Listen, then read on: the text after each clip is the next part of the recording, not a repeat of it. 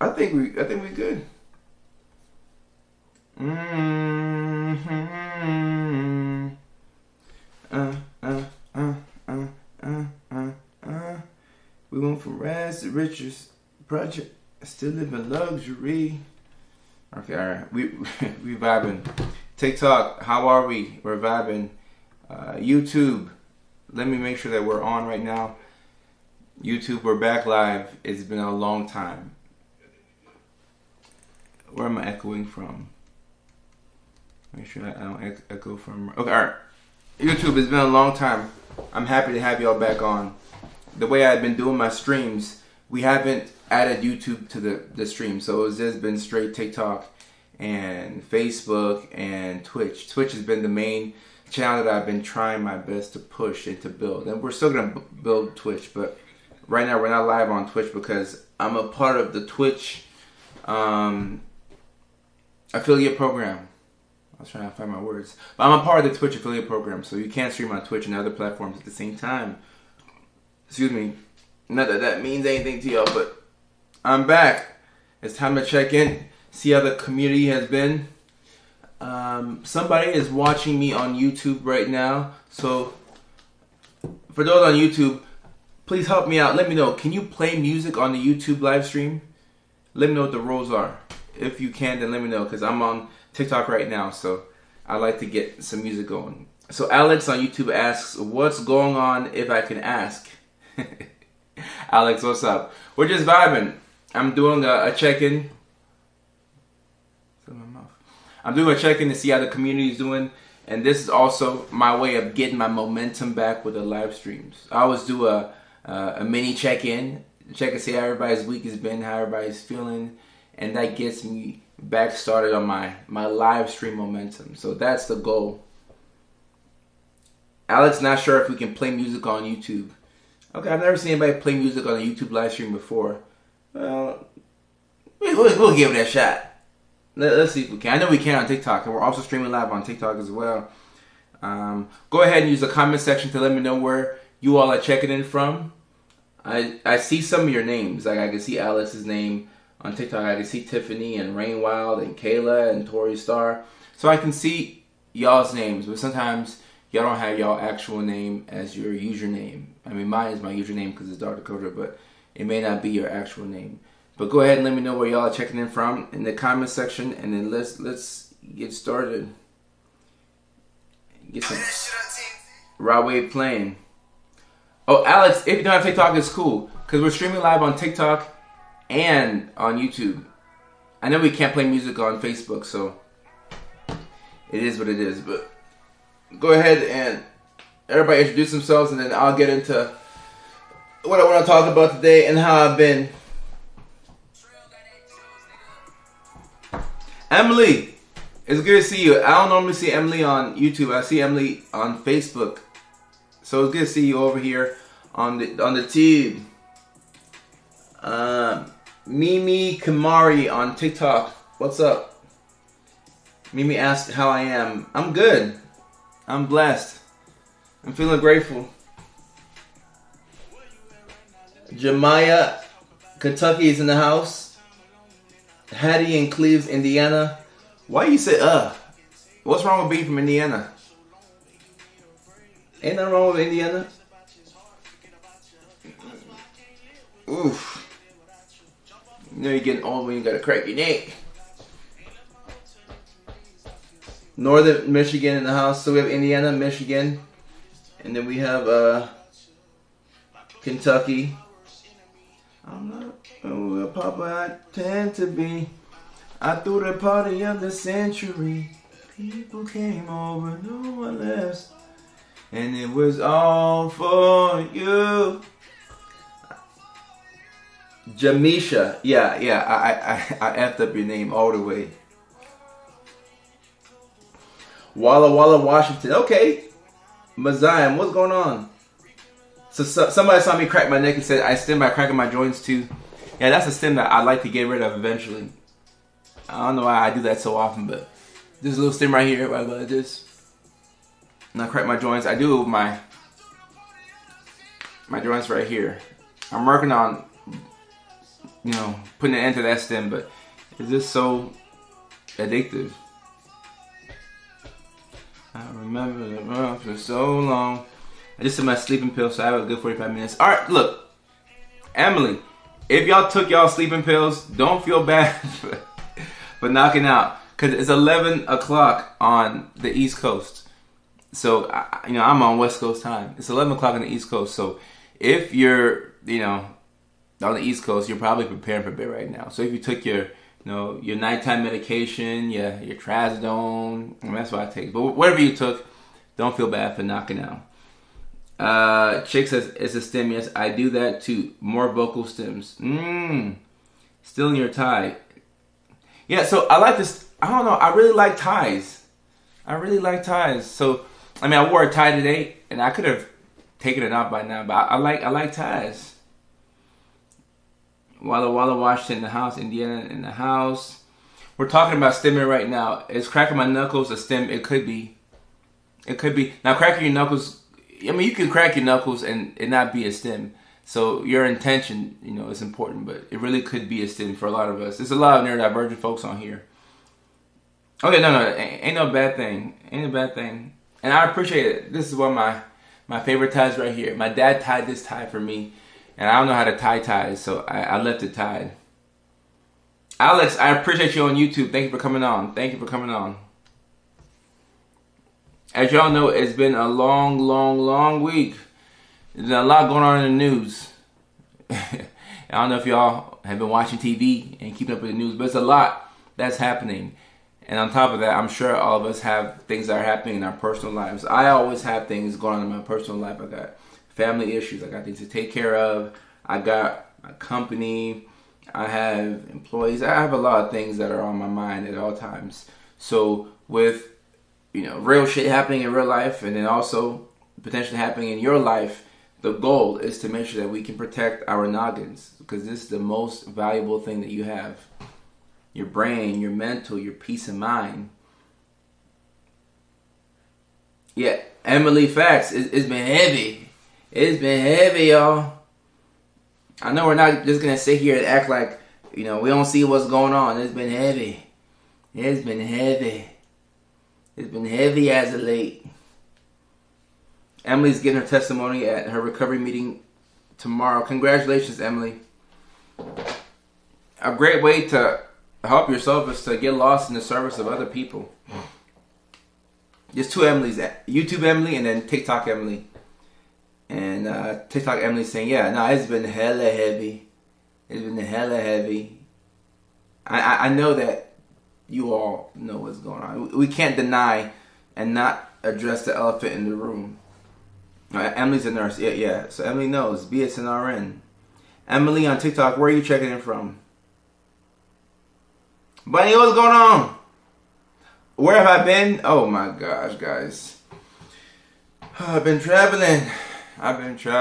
I canceled the rest of my US dates for the comedy tour maybe 3 weeks ago. And I don't know how I would have done all those dates with all the traveling that I've been doing. I just got back from San Francisco for the Meta Connect 2025 conference. It was amazing. I got a pair of Ray-Bans somewhere here. And I learned about all that Meta has going on. And I'm excited to see what they have. They released a new pair of glasses with the live AI. I think that's going to be a game changer. And it was just inspiring to see Mark Zuckerberg talk. Before that, where was I? Back and forth from LA to Seattle. I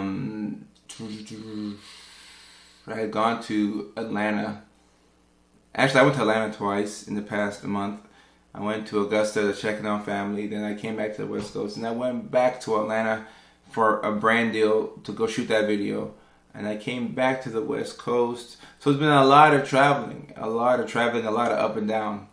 And my setup is mobile. The camera that I'm looking at right now, it is a mobile setup. I can stream on the go. But I've been losing things at the airport.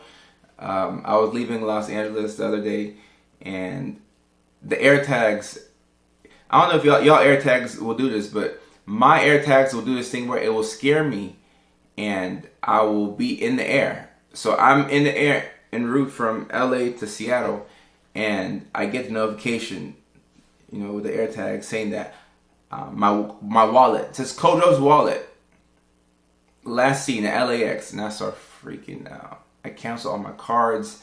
I get the Wi-Fi while I'm on the plane, so I'm canceling all my cards. I'm like, oh my goodness.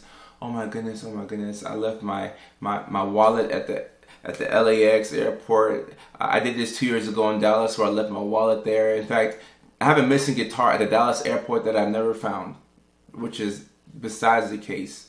I flew to Dallas one time. I was flying to Atlanta for my comedy show, and I stopped in Dallas on purpose so I can get a haircut from my old barber in Dallas.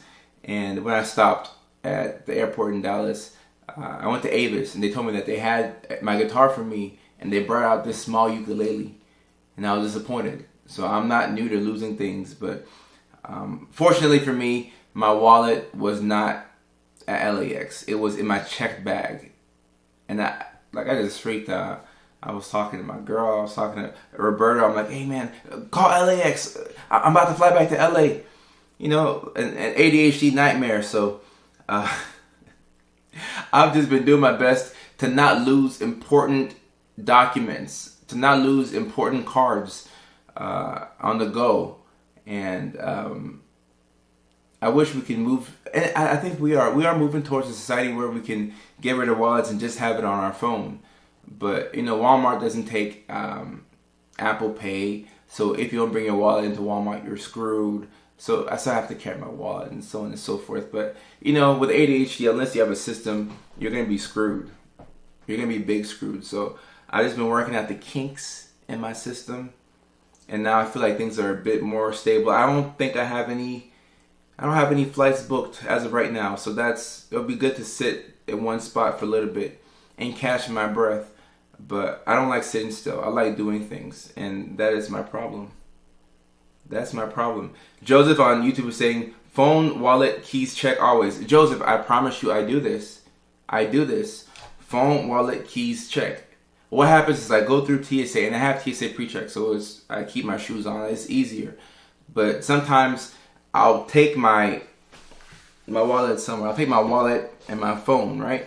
And I'll put it in that little thing that they give you to put your items in and put through the scanner. I no longer do that. From now on, I always take my items and I shove it within my bags, my carry-on bags. I never leave it in that little small thing, because I'm liable to leave it there, because I'd be in a hurry. I'd be trying not to miss flights. But theoretically, you are correct. Phone, wallet, keys, check. In that order. Phone, wallet, keys, check. Phone, wallet, keys, and check. I'm sitting here saying that I'm all over the place. And Alexandria said that they got stung by a yellow jacket yesterday in the leg. Oh, Mickey Ficky, you got me beat. Walmart got me feeling so bad. Yeah, facts. And Zilla says, that happened to me with my AirPods. It's helpful to have that notification that you may have lost something. But when you haven't lost a thing and it's actually on your person, then you're freaking out for no reason. And A9, but God says, why do you sound different? I probably sound different because of my setup here. So, look at me stimming again with this neck cracking. We should probably play a game to see how many times I crack my neck on live stream. But this Rode mic that's pointing back at me, sometimes it'll make me sound higher pitched than I actually sound. So if y'all hear me sounding higher pitched, that's not me. Just know that my real voice is actually sexy and a calming voice. So the high pitched voice is not me. I lose the keys on. Everything should just be in the phone. Just put everything in the phone, but then we have to make sure we don't lose our phone. That's ADHD. Right. You lose the most important things. Goddamn. This is your real. Sure. I don't know how y'all are hearing me on TikTok. I think on. Look at the fridge farting. On YouTube, it should be a little different. Bunny, I'm not worried. I got a sexy voice. I ain't worried about no Rode mic. What it's trying to do to my voice. Goddamn. So I say, it's your real voice. Mickey Piggy's always trying to hate. Always trying to bring an ADHD brother down. But that's what I've been up to. I do have some good news. We are working on a headlining comedy show in Vancouver, which is in Canada. There is a Vancouver in Washington. I just have to, clarify, because some of us have ADHD here. I want y'all to go to Vancouver, Washington, looking for this show. It's Vancouver, Canada, and we're looking to put that show on in December for autism awareness. I'm headlining that show. It should be like a 20-25 minute set. And I'll also stay in Vancouver that weekend to do more comedy shows at the Underground Comedy Club. That's in early December. So even though I canceled my US dates, I do have, a show for y'all in Vancouver. We're working on that. Very close. The ink hasn't dried yet, but we're working on that. And obviously we have the monthly comedy shows in California. So the next local one is going to be October 11th at the Fourth Wall Comedy Club in Hollywood. That's my home club in California. So for those of y'all who are in Los Angeles, I hope to see y'all there at the Fourth Wall. It's going to be a California Saturday night. I live for those nights. I love those nights. The fourth, I think I bombed there once. So even when I bomb there, I have fun. But every time I perform at the Fourth Wall, we always bring the house down. And my neurodivergence always come out. I know that, LA is big, but I don't see a lot of my neurodivergence unless I go on the road. LA, there's so much to do. Comedy is like the least of your worries. You want to go to the beach, you want to go out to the bar. I mean, so much to do in LA, but a couple of my neurodivergence do come out in Hollywood, and I do appreciate that. I appreciate y'all. BZ, I appreciate you. Thank you very much. Right, it is important to clarify between Canada and Washington. TC, I appreciate you. Thank you. Why can't somebody ask the question? Why can't I accept compliments? It feels so strange when I receive one. Probably the way you were brought up, type shit. Like growing up, they teach us to be humble. Growing up, it teaches us to be respectful and kind and to do for other people. But nobody teaches us the importance of big upping yourself. I am my own biggest fan. I don't rely on anybody to, big up me. My community is very kind, and I can go into my DMs every day and read tons of messages from people who say really nice things about me. And the hate is far overshadowed by all the love. There's not a lot of hate, just like a little bit of hate. It just stands out because I'm not used to it. But, I can go into my DMs and see love from the community, or I can maybe get a text from my family or friends, or maybe my girl might say something that's nice to me. But the truth of the matter is, I don't rely on any of those compliments. So somebody will say that I'm the best creator in the world.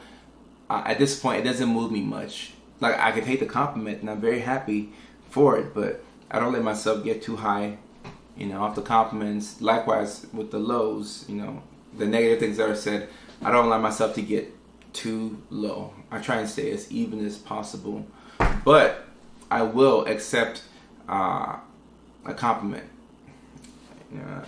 Hit my hand. We're just gonna slide over there because I'm gonna hit my hand again, but I will accept a compliment. I'll say thank you so much. I appreciate it. And accepting compliments without complimenting the person back is a way of being present and, sitting in the current moment and acknowledging the fact that somebody said something nice about you. So it's a skill. We're probably not taught that growing up. At least I wasn't. So it took a while to learn that. Emily started a new job at CVS as a shift supervisor. Congratulations, Emily. We celebrate the small wins around here. Officer Shannon, I appreciate you. Fellow bipolar comedian, BZ, I appreciate you. Okay. Do you post your comedy on TikTok, BZ? I would love to check out your comedy. Do you talk about bipolar disorder in your comedy, or I'm not telling you that you have to, but if you do, I'd be interested in seeing what you talk about. I only go to LA if I have to. It gets overstimulating. Los Angeles is overstimulating, and I've spent more time outside of LA this year than any other year since I moved to Los Angeles. And it's not until I leave that I realize how fast we go in LA. Like, we go so fast. 1 week in Los Angeles is a month everywhere else. I kid you not. And a day in LA, depending on what we're doing, is like a week anywhere else. Life goes by so fast, and life is going by fast in general. But sometimes you have to take a step out and go to the country and catch your breath. You know, I still love Los Angeles. Still love California. BZ Tram, BZ. You shouldn't be embarrassed to talk about bipolar disorder. A lot of people got bipolar. You know, you're trying to wean off of Seroquel. I mean, talking about the process of coming off of a medication, I think, can be powerful. It can help you connect to a lot of people. You know, like, I mean, I do that for a living, so like, I know, you know, what it's like going from one man to the next. You know, it can take a while finding, like, you know, your trippy kit. And when I say trippy kit, that's just what I you know, say what I'm talking about, like your cocktail of meds or medication if it's one. You know, but your trippy kit is like what you need that, you know, makes you feel pretty good. So it takes a while to, you know, find the right trippy kit for yourself. But it's definitely relatable. And at the worst type of comedy that I don't like is comedy that I can't connect to. I'm able to connect to most people's experiences and most people's stories, but when somebody, you know, goes on stage and they're talking about, you know, I screwed this person, yeah, I got laid by, you know, like, you know, this dick jokes in LA, I'm like, I'm like, this is not even funny for real. But you know, personal experiences, at the very least, I think that's the advice that Dave Chappelle gave Trevor Noah. Be interesting at a minimum. If you're interesting, you will hold people's attention. So you have everything that you got. You're in Cali, can't wait. Okay. And I would say go to an open mic. I mean, at an open mic, people aren't. Open mic comedy is interesting because open mic, like, you have to start off at the open mics, you know, so you can get up there, get confident, start just practice saying the truth out loud in front of people, which is very weird because, you know, in society we don't really say the truth. Like, you know, we know when to lie. We have these service level conversations, so you can go to open mic and practice just, you know, just expressing yourself. But open mics, like, I rarely ever go to open mic and people are like talking about something real. You know, it's jokes that they saw online. It's other people's jokes. It's not even funny. But I mean, if you go to an open mic and, you know, you talk about how people keep pissing you off because, you know, you're coming off of your Seroquel, that's funny to me. And it'll be relatable to somebody. Maybe sometimes comedians won't laugh at your jokes at open mics because it's like weird comedy stuff. Comedy is a very interesting, it's an interesting art form because it's the hardest one, but there's a lot of jealousy and just weird stuff in there. But when you get in front of like the people and you're talking to people, you won't mess with the people because people know what's real and people know what's not real. Is it weird if my psychiatrist calls me at 10 p.m.? Who said that? Who said that? Let me see this. Shade by design. I thought that was funny, okay? But I don't know if you're being for real. Is it weird if my psychiatrist calls me at 10 p.m. to reschedule my appointment? So, Shay, I'm going to give your psychiatrist the benefit of the doubt.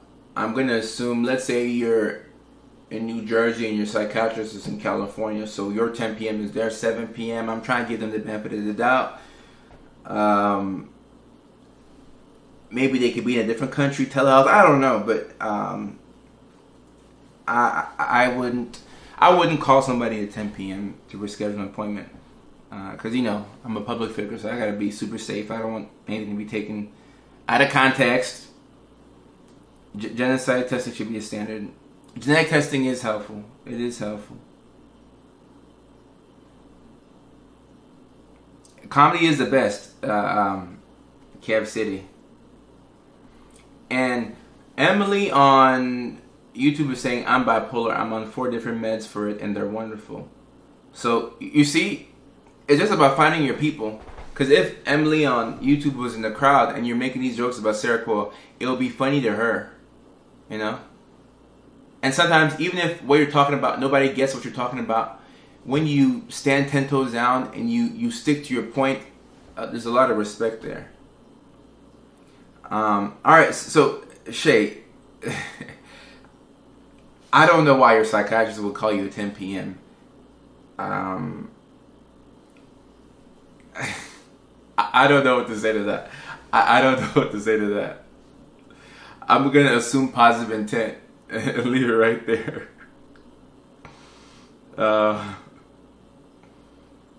Bunny, being funny in front of other people is a skill.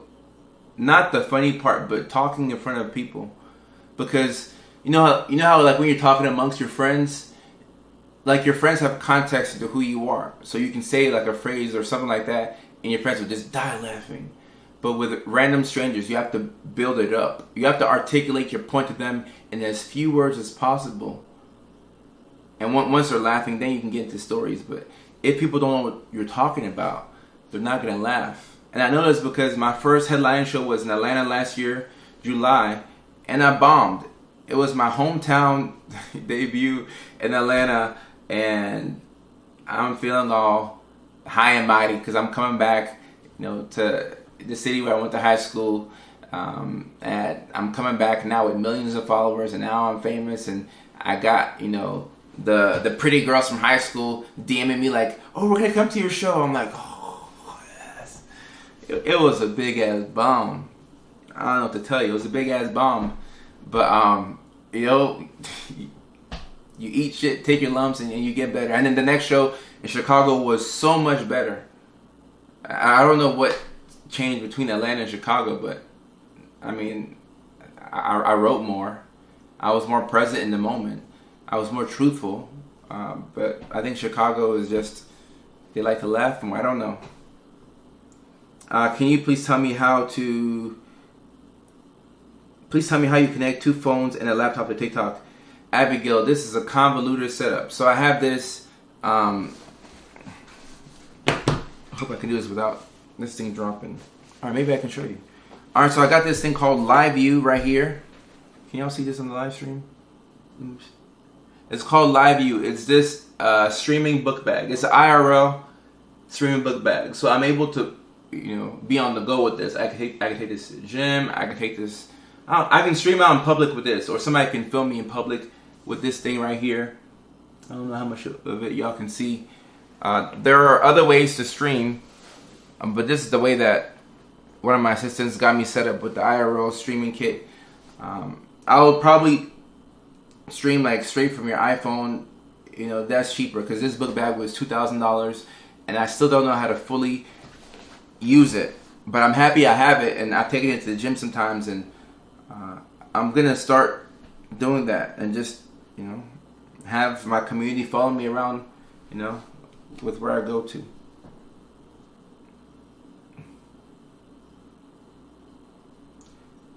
All right, so all right, Shay. Hey, I miss going live. This is why I miss going live. Shay, you said your psychiatrist cried in front of you? Okay. Alright. I was wishing this was a story. Like, if this was like a fabricated story, or like a skit, and I could try and bring this to life as a skit, but this is unfortunately your real life, so, sorry. Sorry about that. Bunny, yeah, I bombed in my I bombed in my hometown. I'm just being real. Emily, I missed seeing all y'all live as well. I appreciate y'all. I'm happy y'all still here. But the one thing that stood out with the Atlanta show, I'll tell y'all. Excuse me. Look at me spilling this wine on myself. The one thing that stood out with the Atlanta show was the love from the audience. I'll never forget. There's a girl called Sarah who drove from Chattanooga, Tennessee, all the way down to Atlanta, Georgia, 3 hours to watch me bomb from my hometown. And she came with both of my books. A lot of people don't even know that I've written one book. She had both of my books.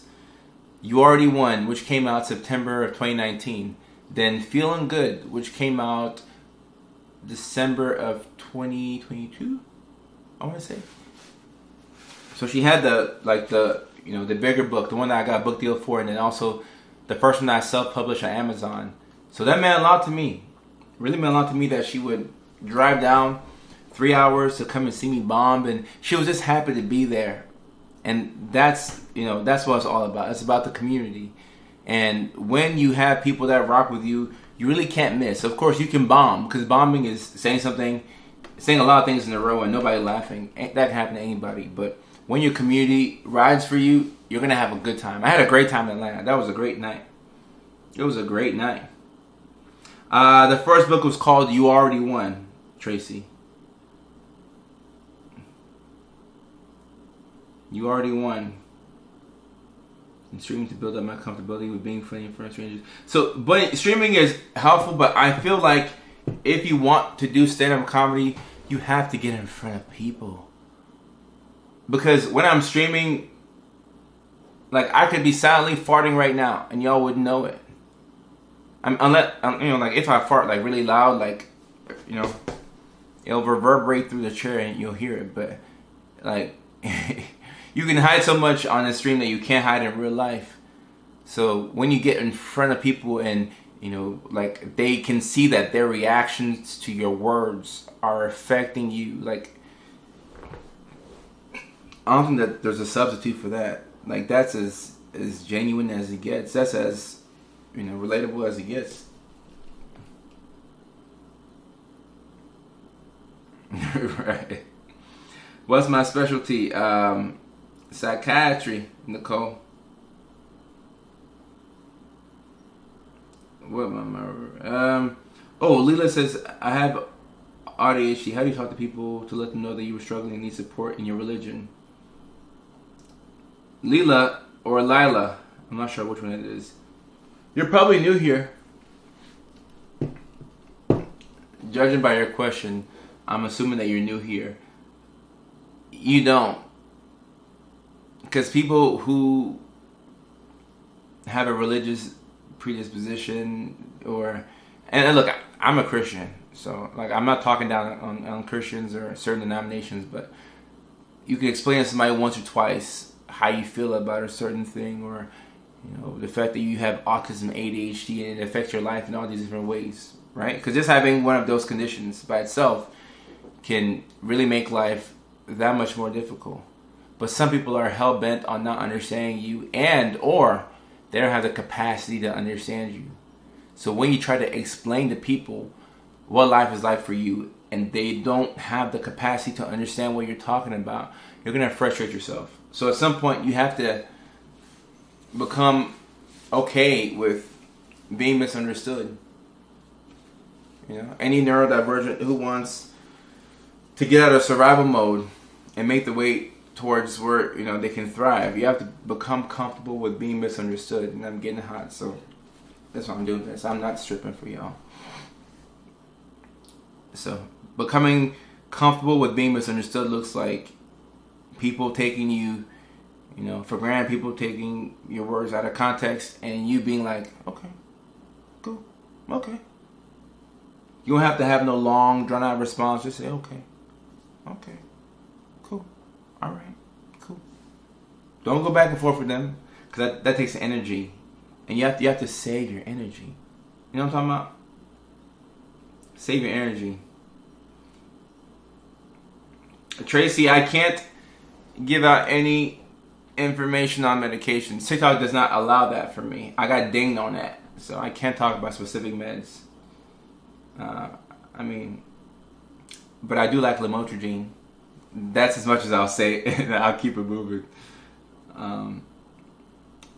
If your jokes are inappropriate, so the beauty of comedy is, in my opinion, taking something that's inappropriate and finding a way to make it palatable for everybody. Like if you can take an inappropriate concept or something that is generally seen as unacceptable, how neurodivergent of you would it be to take that thing and to reframe it in a way to where you've communicated it to the point where everybody can get the joke and laugh at the joke, without maybe saying the words or being too explicit. Because there's kids here on TikTok, and kids sometimes come to comedy clubs or they'll watch the clips online. So at a certain point, not everything is for kids, but like when I was in 5th grade or 6th grade or 7th grade, like I was watching. I wasn't watching like bad things. I mean, maybe I was, but I understood like the adult humor, So there's a way to communicate to where like everybody can get the joke. I think that's the whole point of comedy, to say what you can't say otherwise. That's the whole point. If you could say everything in society and it was acceptable, then we wouldn't need comedy. But the point of comedy is to tell you what's wrong with a certain thing. And sometimes just simply stating the truth is hilarious. My comedy is very adult. Well, I mean, even if kids don't want to, even if it's not for kids, I like to see what, you're talking about. Nicole says, yo, my fiance psychiatrist and I have a new psychiatry practice. How do you find business mentors? So, it's Nicole. I would say my business mentor would be, what's her name? Lindsay Hill, Dr. Lindsay Hill. In fact, this shirt, I'm supposed to have one more buttoned up. I just feel like that's the style of the shirt. Dr. Lindsay Hill, and then I have a friend of mine who's a psychiatrist on the East Coast, and he has a private practice, and I guess he's sort of a mentor in that space, because having a private practice is its own skill. It's its own skill. Like running it, because for me, like getting patients wouldn't be hard. Just promoting, like I've gotten a clientele, but running it and managing it and appointments and like that part kind of hard. Not kind of hard. It is hard. Damn it. It's very hard. It is very hard. Let me see.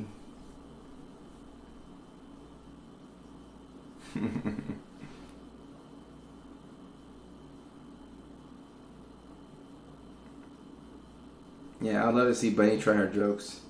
I'm the practice manager. It's hard. Nicole, isn't it? It's hard. It's all about having a system. Because when you start a private practice or any business, you want to expand. And you want to get bigger and bigger and bigger. And I know just from the social media,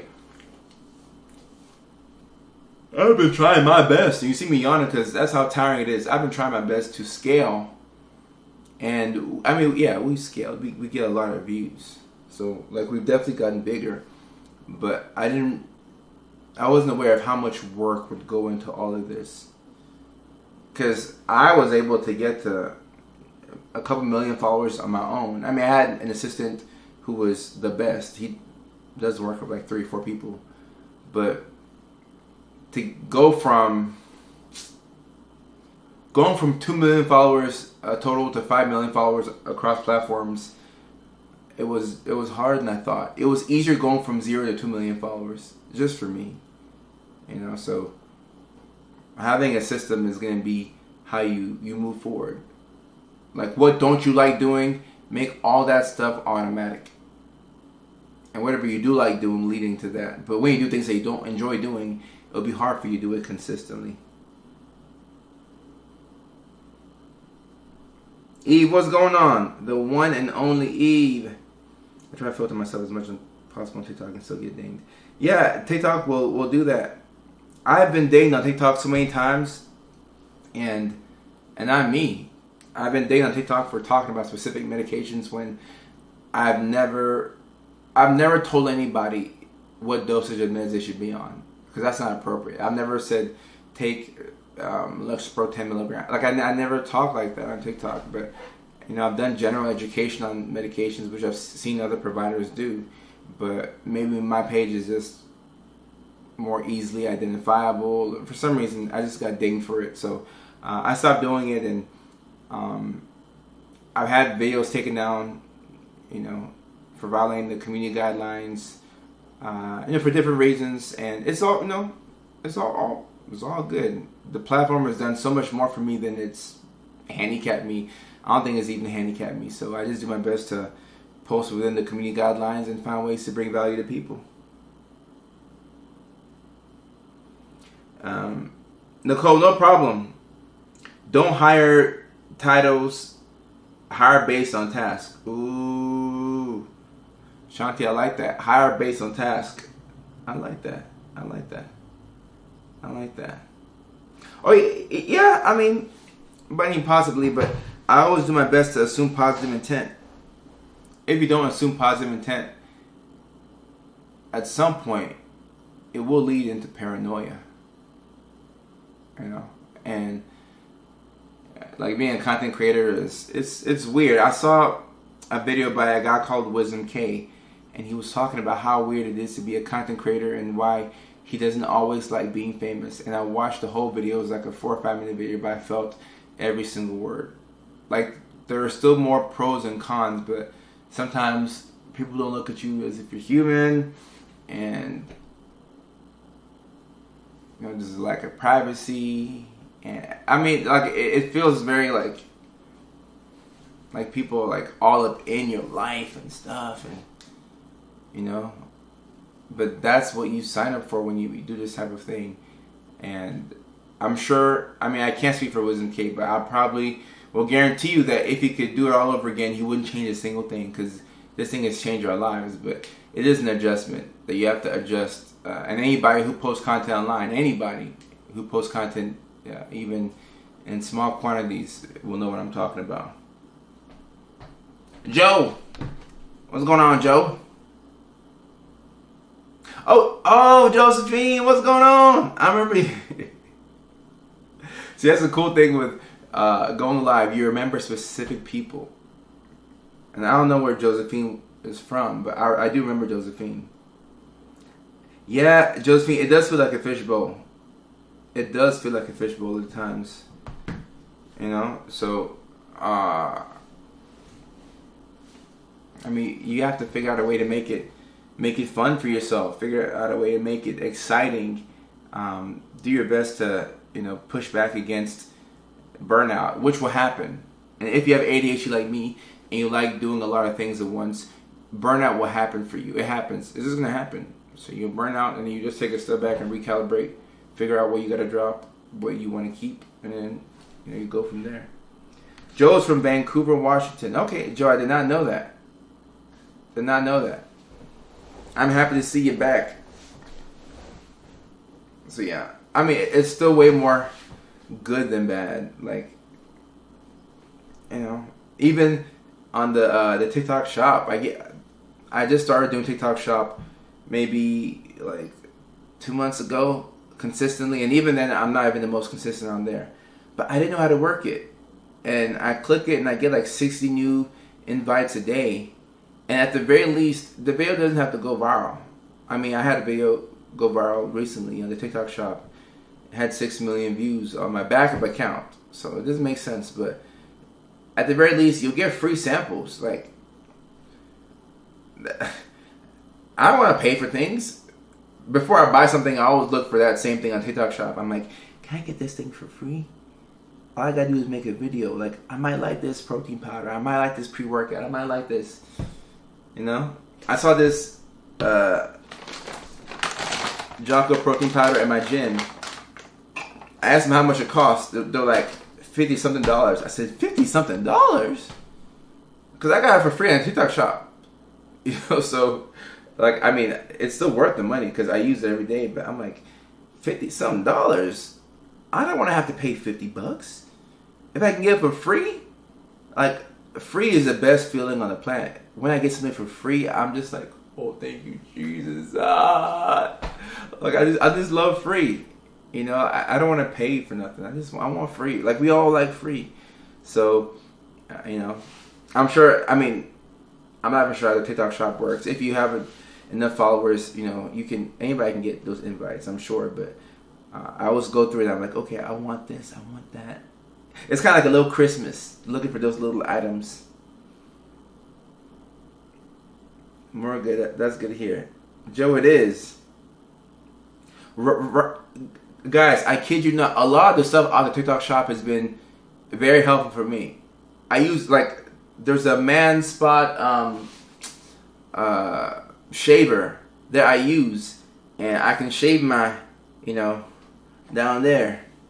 You know, I can make sure I get clean, and I can also shave up here. You know, because sometimes you let it grow out too much. I'm like, all right, this is crazy. Like, even my girl don't want this. You know. Oh, Sufi. Okay, I see your comment on YouTube, Sufi. You know, but you can shave your, you know, you're down there. You can shave up here, and I don't know the actual price, so I won't say it. But affordable thing. I love it. Like, manscaping. Let me go find that product for y'all. Let me go find that thing. Where that thing at? Look at this. Look at this. Chat, this is crazy. This is crazy, alright? This little portable thing right here comes with guards, so you can change out the different guards, right? This is a 1.5. In fact, I don't even change out the 1.5. Look at me being clumsy per usual. But you can take the guard off. So I like the 1.5 guard, but you can take the guard off, and when I clean down here, I do sanitize it. So I'll take alcohol. Let me show y'all what I do. Let me show y'all what I do. For real, for real. Guys, it should be illegal to have this much fun. Like I said, you can put different guards on it and adjust how you want to, you know, shave yourself, right? After I shave down here, because my girl she don't like too much going on over here. Take a little alcohol swab, you know, just clean it. Now, I'm one of those YouTubers who do those tutorials, right? Clean it, you know.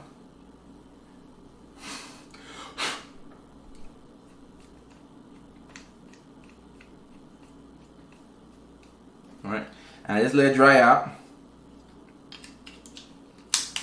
And then, after it dries out, I can shave right here. Right? I don't go straight from shaving down here to up here. Like, that's not sanitary. If anything, you will go from here to down there. But this thing, been so useful. TikTok shop, hella useful. And plus, I ain't have to pay for it too. I think if I had to pay for it, I wouldn't have gotten it, because I'm like, whatever, I'll just scissors or something. You know? But hella useful. Yeah, the conversation tends to go there.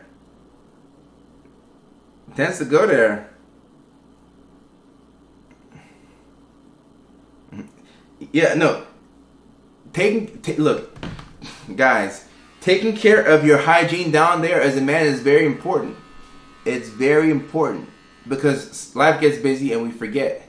Look at me becoming a spokesperson now for ManSpot. Life gets busy and we forget.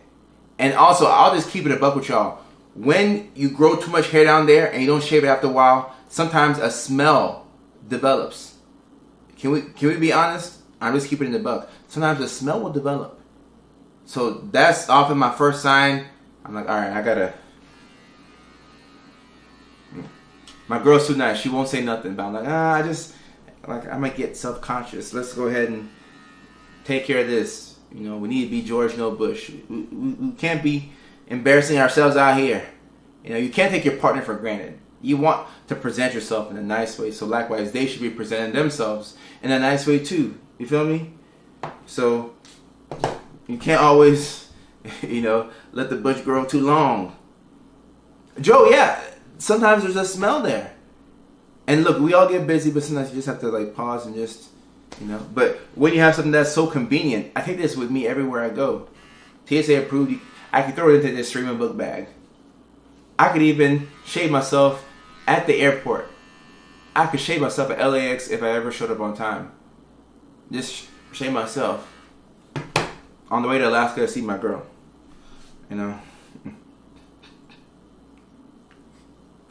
Top to bottom, front to back. Oh my goodness. Kelly with Annie, how are you? Do you mind me asking which one of the girls you be posting with is your girlfriend?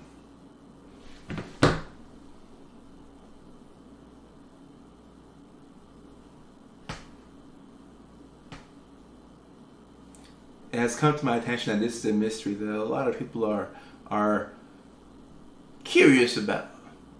So I'm gonna let the people be curious.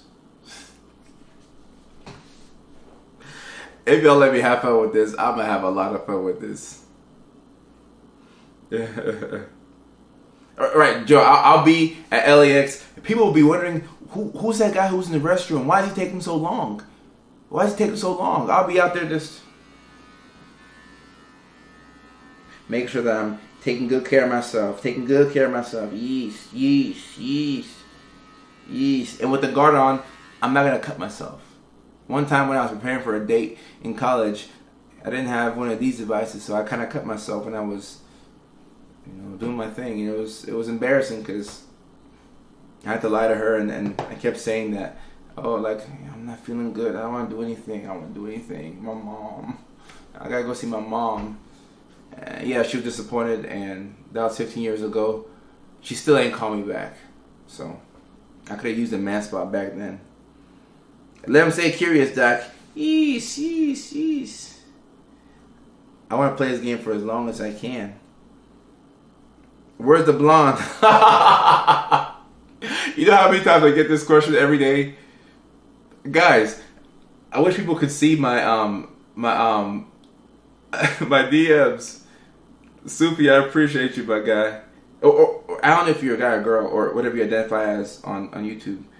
Because I can't see your photo, but Sufi, I hope I'm saying your name correctly, and I do appreciate you. Yeah, people keep, people will DM me every single day and say, "Where's the blonde? Where's the blonde?" Like, I didn't know blonde hair was. I don't even pay attention to the hair color, but people will DM me and say, "Hey, where's the where's she at? Like, where's the blonde? Like, you want to talk to her?" So I'm like, guys, great female. Okay, all right, Sophie, gotcha. I won't forget that. When I used to shave against the gains, that kept me from a few hookups.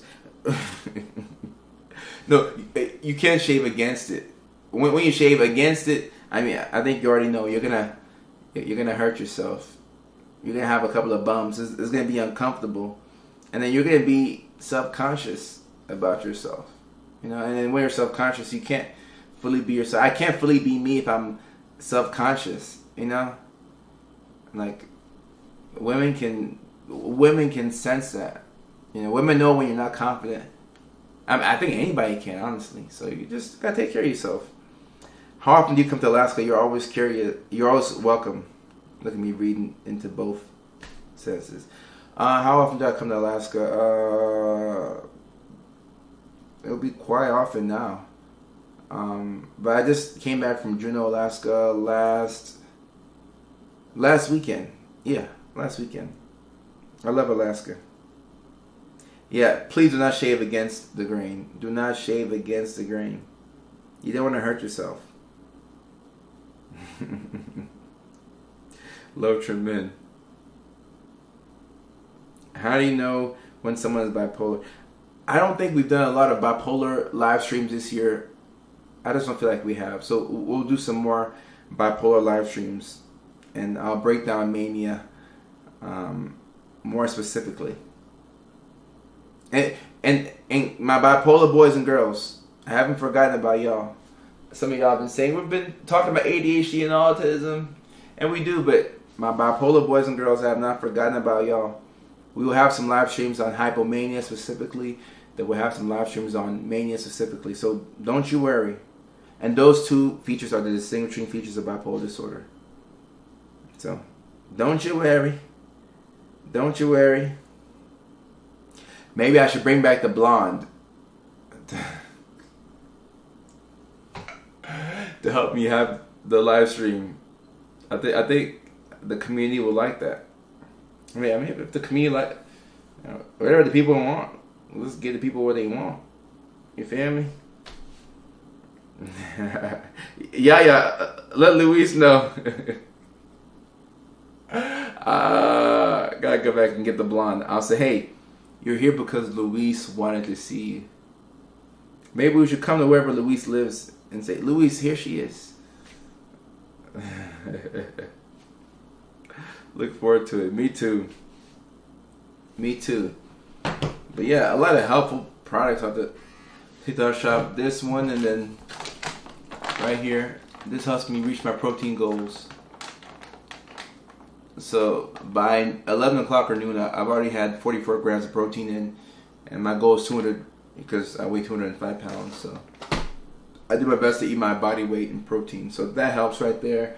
There have been some items I got off the TikTok shop that have not brought me any value at all. I'm not gonna lie, because you're not gonna hit on everything.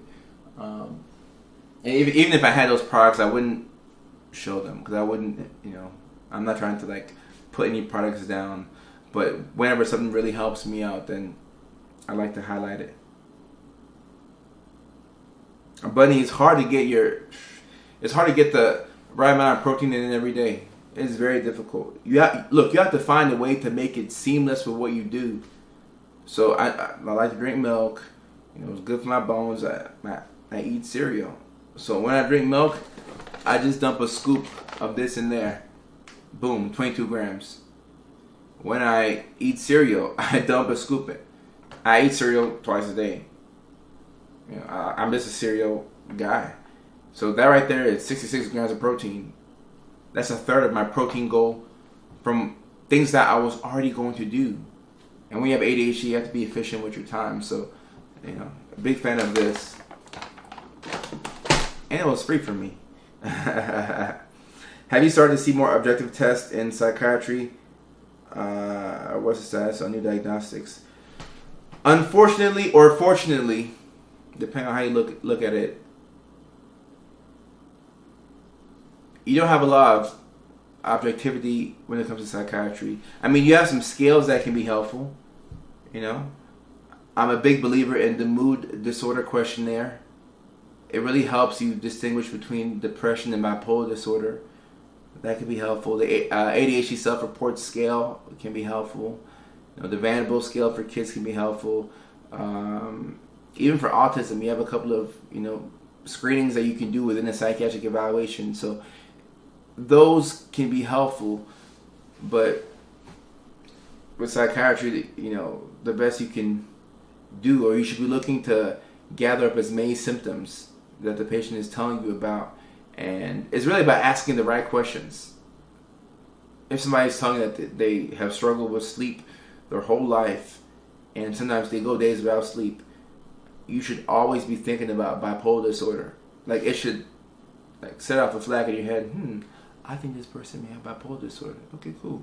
So if you think that they have bipolar disorder, what will be the follow-up questions? Is there a family history of bipolar disorder?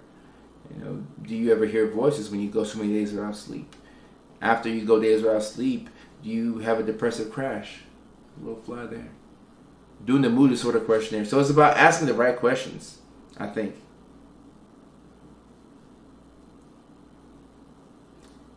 Bunny, look, if I'm being honest, the reason why I eat so much cereal, it's because of my childhood.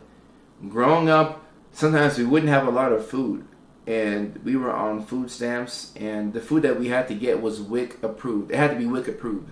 So we can get like Kix cereal, and there were a couple other cereals that were WIC approved, right? So we ate a lot of cereal growing up. because that's what we were able to get with the food stamps. So I just got into a habit of eating cereal and cereal and cereal and cereal. So now as an adult, when I'm running low on time, I reach for cereal because it's kind of ingrained in me to eat cereal. So I think it has something to do with growing up in low income housing. But I do put protein powder in my cereal, and y'all should try it. I started this recently, guys. I'm telling you, you can put protein. I mean, I think I'm out of cereal right now. Yeah. So I gotta go get some more. But you can put protein powder in your cereal. You should do it. Maybe you need the right protein powder. Maybe you need one that can dissolve and like mix into the milk nicely like this. If you mix it well enough, you don't even know that there's protein in there. Or you can put the protein powder into ice cream. You gotta get creative with it. Cause look, we're not trying to lose muscle. You gotta get creative with it. You feel me?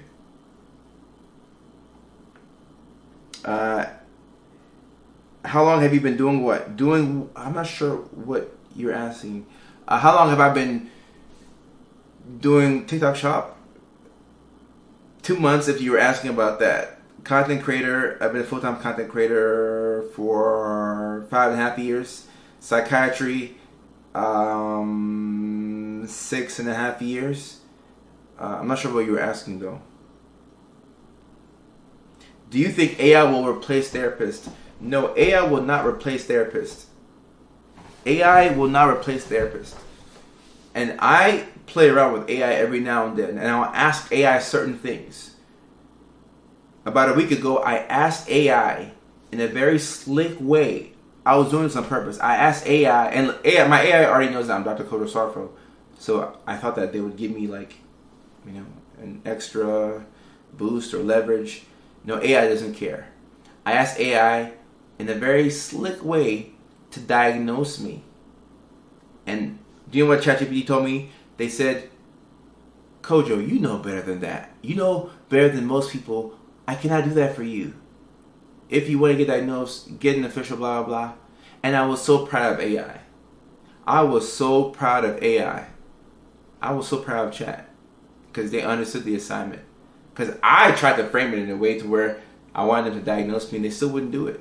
So AI is starting to learn its limits. And people who are making these AI chatbots, they're going to have to delineate between therapy and AI because people don't want lawsuits. So AI will not replace therapy, but AI can be a good tool. AI can help you prioritize. I saw somebody in here, Abigail Stewart, saying, I just can't keep a job. Distractibility, no focus, anxiety, restlessness, I've been fighting. I know exactly what Abigail's talking about because I have ADHD. So I struggle with priority. So what I'll do is I'll tell AI everything that I want to do. So I'll talk to AI for about maybe a minute and a half or 2 minutes and say, AI, tomorrow's Saturday. This is my first weekend in 3 or 4 weeks that I'm not traveling. I don't have to travel this weekend. So I want to get caught up with things. And shoot, I'll do it right now. I'm going to use one of my phones. This is how you use AI in an effective way. Watch this. Hey AI, I'm on live stream right now. I'm streaming to my followers on YouTube and on TikTok. People are watching, so don't let me down. I want you to do your best to impress me. This weekend, I don't have to travel. This is the first weekend in 4 weeks that I don't have to travel. Mind you, I just got back from San Francisco 2 days ago. And last weekend, I was in Juneau, Alaska, taking a break with my girlfriend because I promised her that I wasn't going to go so hard. But this weekend right here, I don't have to go anywhere. And I have to get caught up with some stuff. I need to be productive this weekend. So this weekend, I would like to do my laundry. I would like to watch some college football as well tomorrow. On Sunday, I am most definitely watching the Titans and the Colts game. because that's my non-negotiable. I want to make videos tomorrow. I want to make my classic signs and symptoms videos. Perhaps explain what bipolar disorder could look like, or what bipolar 2 could look like, or what PTSD could look like. The classic Dr. Kojo signs and symptoms videos. I want to make a couple of those tomorrow. On top of that, I want to experiment more and dedicate 90 minutes to making TikTok shop videos. They don't have to be perfect. I just have to experiment and make a couple of those videos. Additionally, I want to do my budget. Do my budget is a priority because now I actually have time to do a deep dive through my finances. So I would like to do my budget tomorrow as well. John, my assistant, told me to make more ADHD versus non-ADHD videos where I have the ADHD screen on the top and the non-ADHD videos at the bottom. So that's going to be important. Additionally, I have not reviewed the edits for the series that Chandra and I did 2 weeks ago in Los Angeles. The one that's called One Night Stand with a Narcissist. And then there are some gaslighting videos with Emily that have not been reviewed as well. And maybe 2 or 3 more videos that John or Eliza have edited that I haven't gotten to. Those need to be done as well. I'm trying to think of what else I have to do. Oh, I gotta hit the gym. I want to hit the gym tomorrow, and I would like to take my streaming setup with me tomorrow, but I don't know if it's gonna slow me down because I get so motivated sometimes and I want to do everything, but I want to make sure that I hit my priority beats. I will get good sleep tonight. I need to get at least 8 hours of sleep because I've been on a roll where I've been sleeping more and I feel better too. It's 9 p.m. right now on the West Coast, and I would like to be in bed by 11 p.m. because it's Friday night. I'll say 11 p.m. and I need at least 8 hours of sleep so I can get to the gym at 7 o'clock in the morning. The gym needs to be one of the first things that I do because when I work out in the morning, I feel better about myself and I have natural momentum. Spit back out everything that I told you, but prioritize the key things that I have to accomplish this weekend and do it in a way that I can easily explain it to my audience. Don't talk to me as if I'm Dr. Kojo. Talk to me as if you're talking to somebody who has a 4th grade reading level. Thank you so much, AI. You see a long spiel? Let's see what AI tells me. I'll be mad as hell if it didn't pick up what I said. I'd be so pissed. It says transcribing right now, though, so we're transcribing.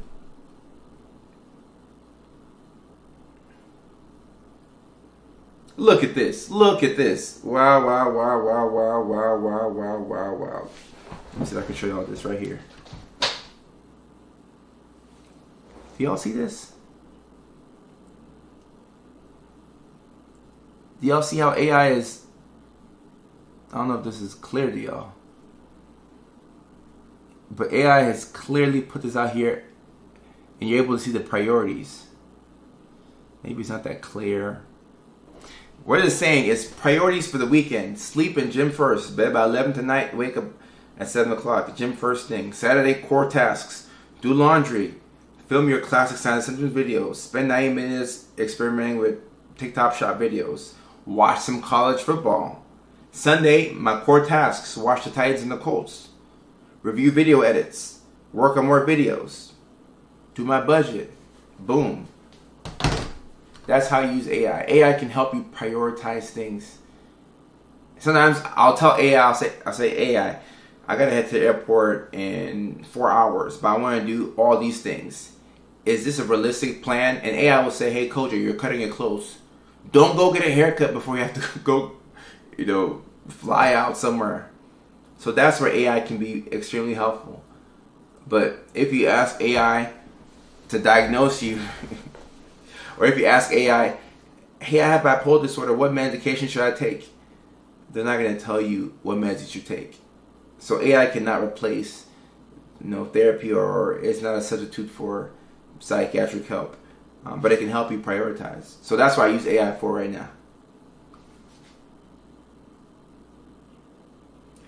Somebody says, you have ADHD, but you talk all that stuff out of your mind so detailed. You must love it. Oh, AI is my sidekick. I talk to AI, like, I talk to AI so much. Every single day I talk to ChatGPT. I'm constantly talking to Chat, telling them, hey, this is what I'm thinking. This is what I'm thinking. Am I doing too much? And at first, my AI was agreeing with me, and I had to tell my AI, do not agree with me.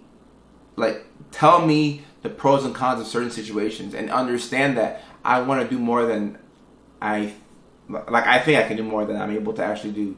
So can you please help me prioritize, so that way once I get the priority stuff done, I can just chill. Sometimes I'll do my priority tasks, and I'll just play video games, and I'll take it easy, because I've done the most important thing first. Ohio Lindsay says, AI is my executive function tool. Lindsay, and that's how we use AI. Now, Lindsay as in Dr. Lindsay Hill, how are you? There's like 2 Lindsays in here. Studios Talk says, better hope the blonde doesn't keep you up.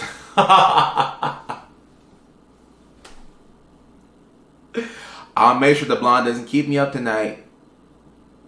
I'll tell her to go to bed. Oh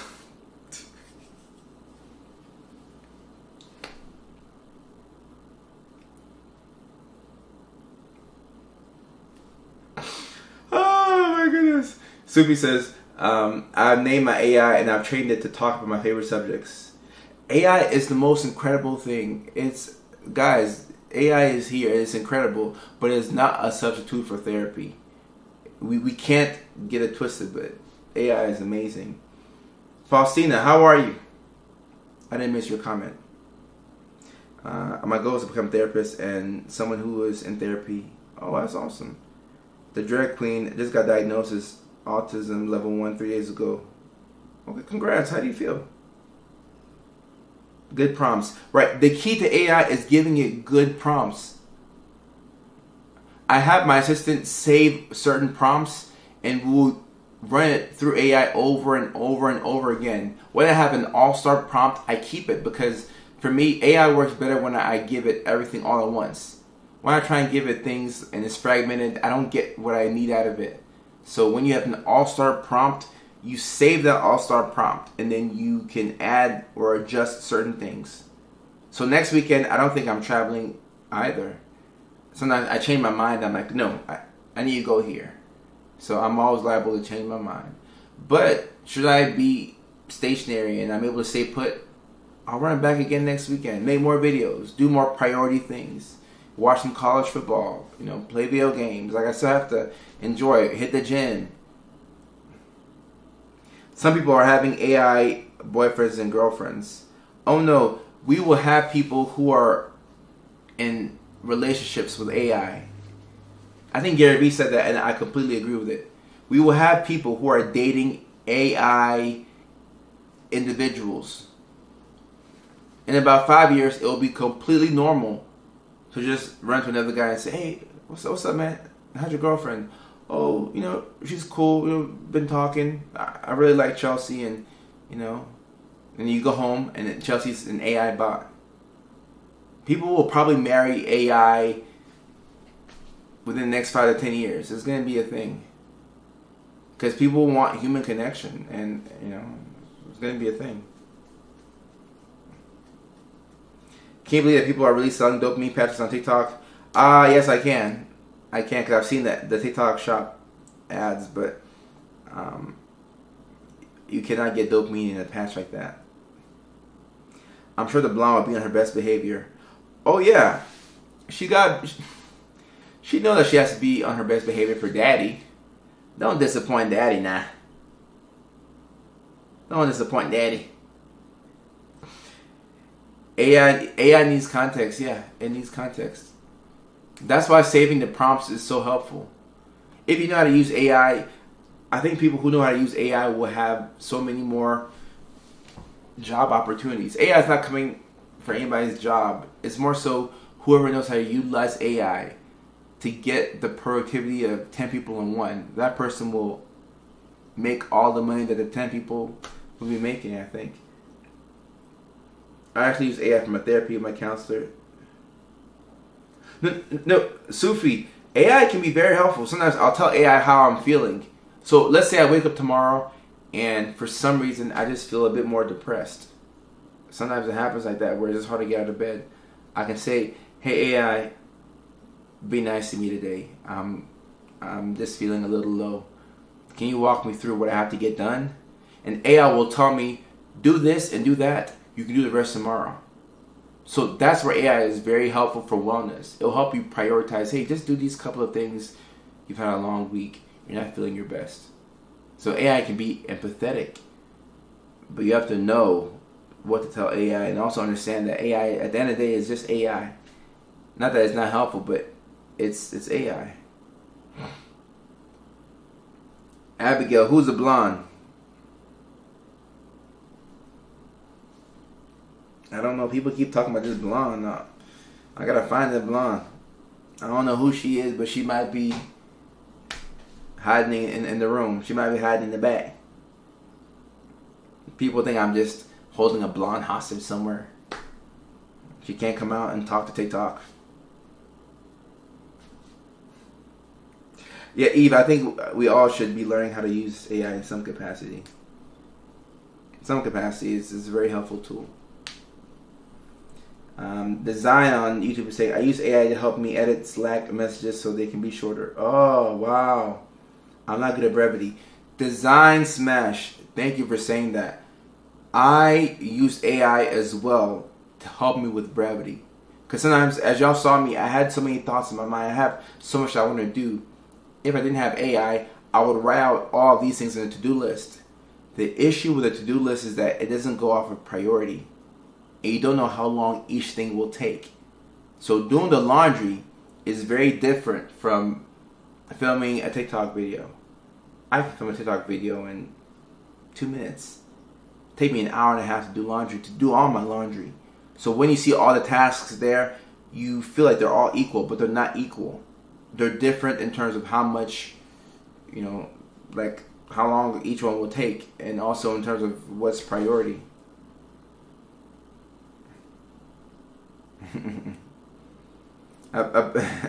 Apparently, I'm hiding a blonde in the back.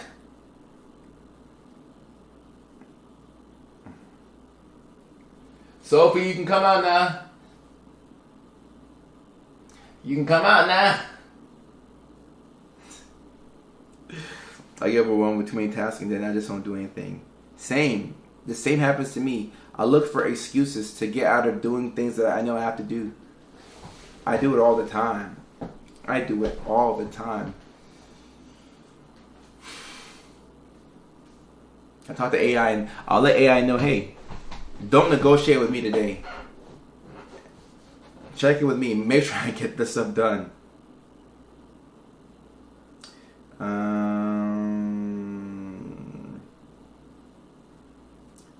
Care Bear Hendo, did you say that lack of sleep and... Oh, okay. I think you said the way when I was talking about bipolar disorder. I didn't say that in the context of borderline personality disorder. I said that if you're doing a psychiatric evaluation or just an assessment and you're talking to a patient and they have had issues with sleep their whole life historically, and on top of that they have a family history of bipolar disorder, and they tell you that they can go many days without sleep, and then when that happens their appetite normally goes away and they become extremely confident and they feel invincible. When you hear that type of stuff, you should investigate further and look into the potential, option that they could have bipolar disorder. Yeah, so just asking the right questions.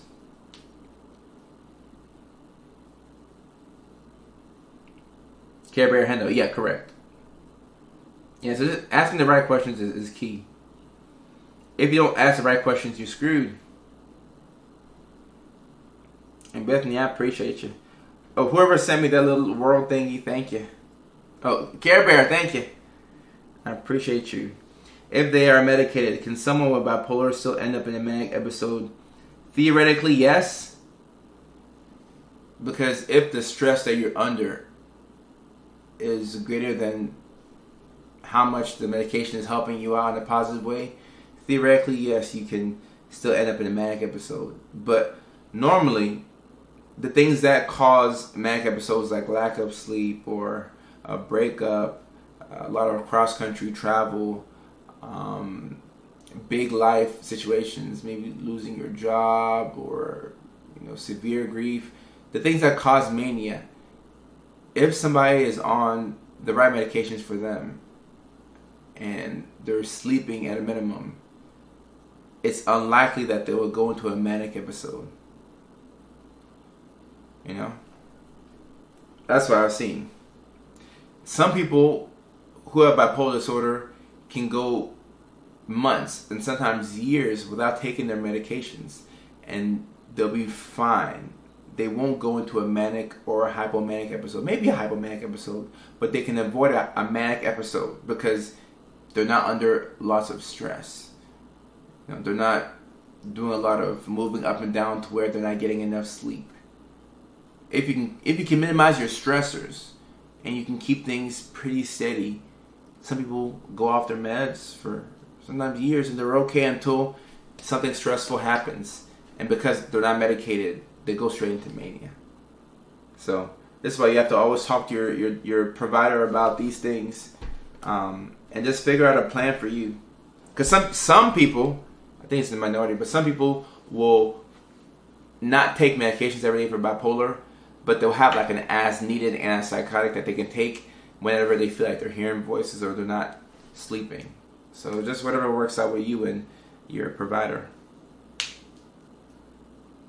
I mean, it could be that way for you. Mania presents differently for a lot of people. And Care Bear is saying, I can take horse tranquilizers, muscle relaxers, and sleeping pills and still not sleep. Been that way for decades. Whenever I hear that, the person who's taken melatonin and trazodone and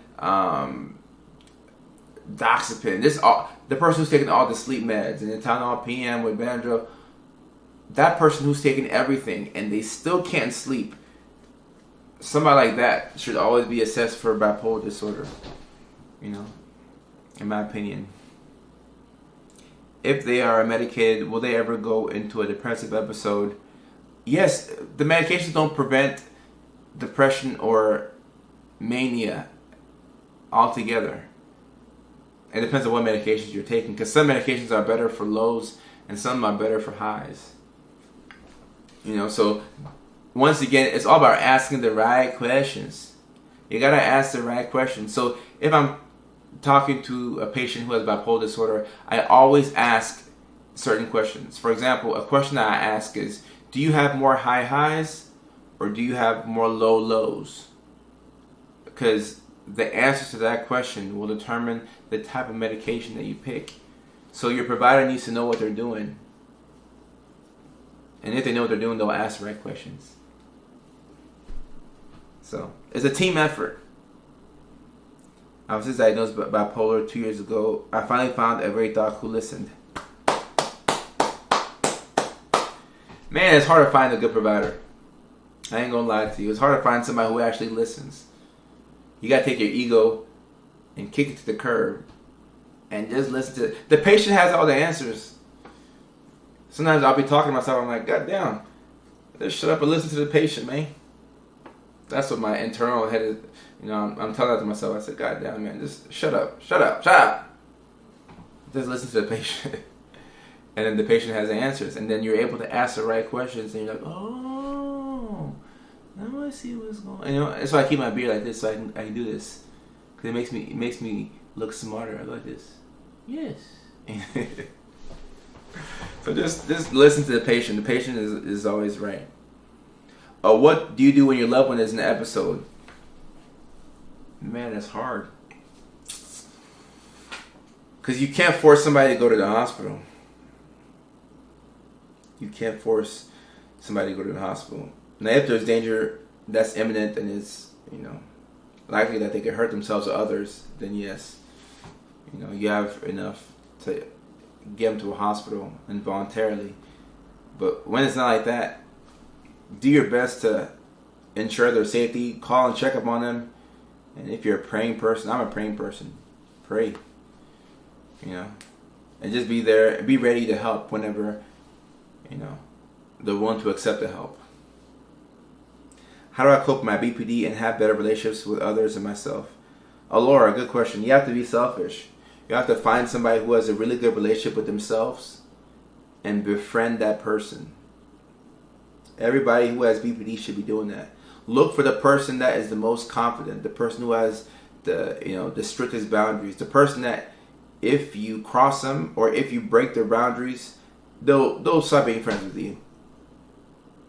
That type of a person, if you can befriend that person, that and DBT will change your life. You learn from them enough, you may get to the point where you don't have borderline personality disorder anymore.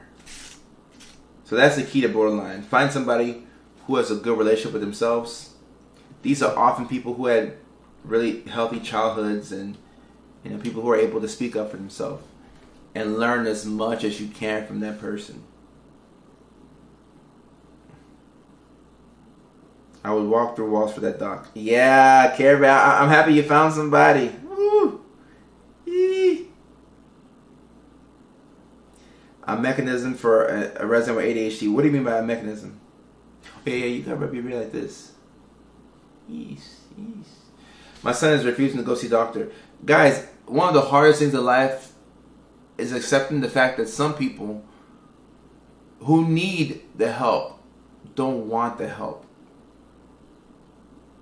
I think that's why I do what I do. Because when I come online, whether like we're laughing or we're talking about comedy or whether like we're talking about like real stuff like this, the people who are here on this live stream on YouTube and on TikTok, y'all want to be here. You're here for a reason. You know what I'm saying? So you're here and you're ready to learn and listen and laugh. Like you're ready to take in the information because you're here for a reason. When people need the help but they don't want the help, you're going to be stuck in a bad cycle where you're trying your best to help them out, but then they don't want the help. So now you are taking from yourself. You're hurting yourself to try and help this person. And they need the help, but then they don't want the help. And it can be very frustrating. So I position myself to help people who want the help. And it's very helpful for my mental health. Now, in my personal life, with family, sometimes I have people who need the help but don't want the help, and then that's where I see what y'all are talking about. I really struggle because I'm like, Mom, you're 2 Adderalls away from changing your life. Please just listen to me. Just listen to me. And then your parents won't listen, or your siblings or your friends won't listen. I'm like, get out of that bad relationship. It's going to be bad for you. It's toxic for you. Stop doing drugs. So I've had to like back away so that way I don't hurt myself. Like when you have a friend in a toxic relationship, sometimes you have to separate yourself. So when I can position myself to be in positions to where the help that I'm trying to give, people want the help, that makes me feel better. If I'm in a clinic and I'm helping somebody, they came to the clinic, they want the help.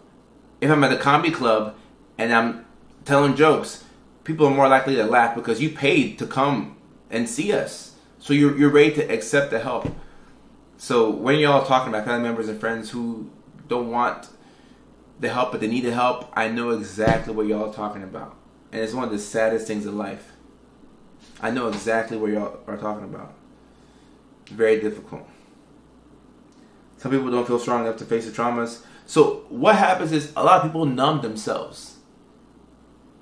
And look, I'm no different. I've definitely been in those positions. Like, especially as I was becoming famous, it was just difficult. Everybody wants to be your friend. You become paranoid. I numbed myself with drugs and women for a long time, to the point where, now that I'm in a relationship, it's just weird to me because it's like I have to like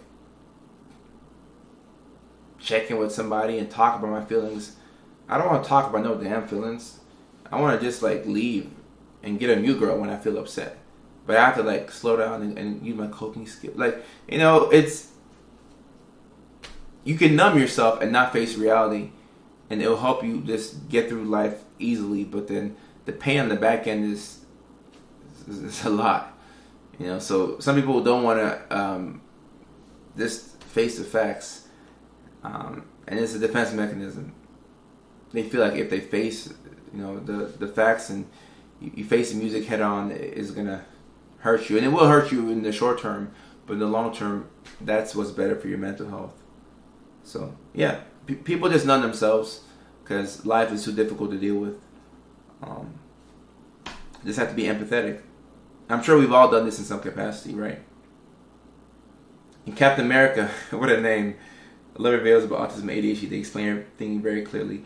I appreciate you. Thank you for your support of the content. Thank you for your support of the skits. I pour my time, my energy, financial resources, everything into the content and the recording days, so it means a lot to me. Thank you very much. Yeah, life do be hard sometimes. Life is hard sometimes. And look, if I didn't have to work on my issues and I could keep getting high and just keep getting more women, I would have done that. I would not be working on myself if I didn't have to. Trust me, I promise you. If I could just take the easy route all the time, I would do it. I promise you. Like, if you got a reward for taking the easy route and numbing yourself, I would stay blind. Unfortunately, that's not how things work. So you gotta choose what hill you want to die on. So when you're trying to help somebody and they don't want the help, oftentimes they will numb themselves. You can numb yourself with religion and say, "Oh, God's helping me, God's helping me, God's helping me." If you're hearing voices, sometimes you just need medication, straight up. You're not a bad person for being bipolar. You're not a bad person for, hallucinating or being schizophrenic. And God will help you, but, Risperdal will also help you too. Like, your pastor can help you, but, sometimes you might have to go to the hospital. So you can numb yourself with religion. You can numb yourself with the gym. You can overwork yourself. You can just try your best and run and lift weights to, not deal with what you have to deal with. It's not just the bad vices. I mean, things that are normally therapeutic for us can be used to numb you. You can numb yourself with video games. You can numb yourself by helping other people to avoid the work that you have to do on yourself. So, life gets to laughing a lot. But just know that if you can go through the pain, it'll be better for you. So, someone says, "Do you think religion is the answer?" I do think religion is the answer because I'm a Bible-believing Christian. Now, I'm not saying that I'm perfect. I'm a Mickey Ficky. If y'all see me out in public and I'm wilding, shut your mouth.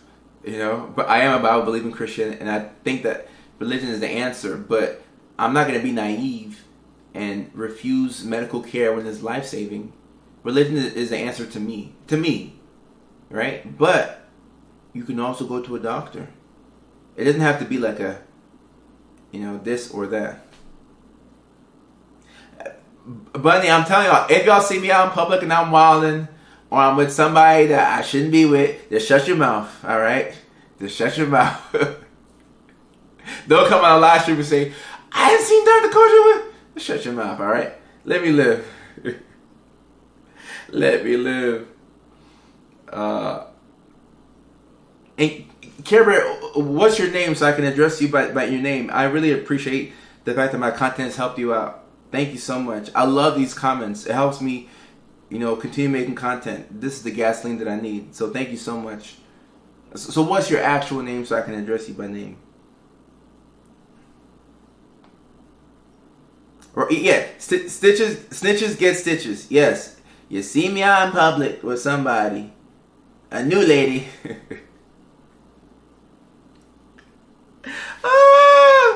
Okay. All right. Somebody was asking a real question. Let me get back to that real question. Sorry, y'all.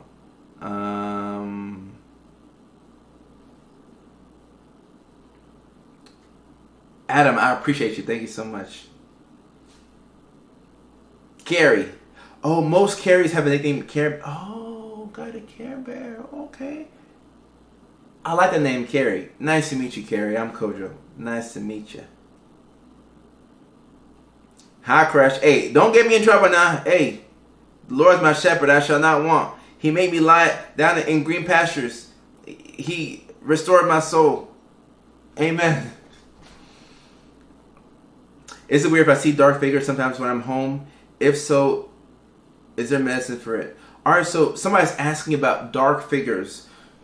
So sometimes people will have hallucinations. And these hallucinations are things that you can see or hear, and sometimes things that you can feel as well, or sometimes things that you can smell that people can't smell. If you're seeing dark figures when you're home sometimes, I mean, it could be like a shadow, your own shadow, or it could be a hallucination. I'm not diagnosing you, but there's a lot of people who do see that, or sometimes people will hear like white noise. And there are medications for those types of things. We use antipsychotics for that, and they can be extremely helpful. Adam says, can hallucinations only come at night? No, hallucinations can happen any time of the day. And when hallucinations happen at night, we actually question them. Because if you're hallucinating as you're going to bed or as you're waking up, then we don't consider those to be true hallucinations, right? Also, if you're hallucinating off of a substance, it's substance-induced psychosis, meaning that theoretically, meaning that when you stop that substance, the psychosis should go away. You know. Good questions. Good questions.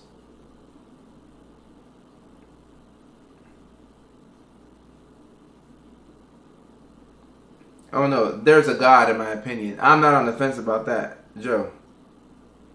I'm a Bible-believing Christian, and Jesus Christ is my Lord and Savior. If somebody hates me for that, sue me.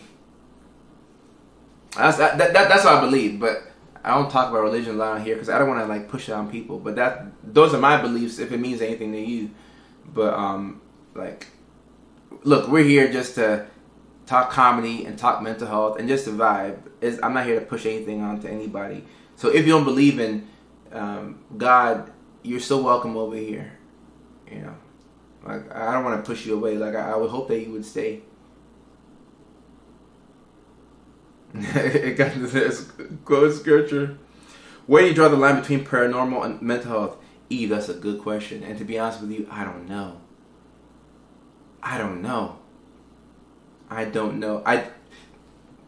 Because the paranormal, it's legitimate in some capacity. So the best you can do, in my opinion, is to figure out how common of an experience is this thing. Do most people hold this belief, or do most people experience this thing, or is it just unique to that person? But I don't know, between the paranormal and mental health or psychosis, it gets real murky. I ain't gonna lie to you, it gets real murky. And Amala, that's correct, yes. Yeah, that's correct.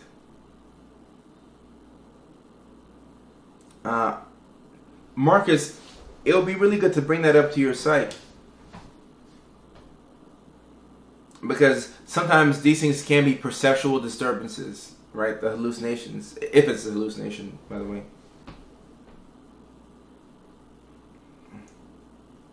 Can you explain schizoaffective versus schizophrenia? Right, so schizoaffective disorder, think of that as schizophrenia, but with a mood component, because affective means mood, right? So if you have schizoaffective disorder, it means that you have the symptoms of schizophrenia, but you also have the symptoms of bipolar disorder too. So it's a combination of, schizophrenia and bipolar disorder. But it's a little different from bipolar disorder with psychotic features. Because when you have bipolar disorder with psychotic features, you only have psychosis in the context of a mood episode, mania, or sometimes depression. But with schizoaffective disorder, you have the psychosis as a theme. It's just kind of always there. And then you can have the mood episodes that come and go. So it's very confusing. I mean, it took me a long time to learn this in school.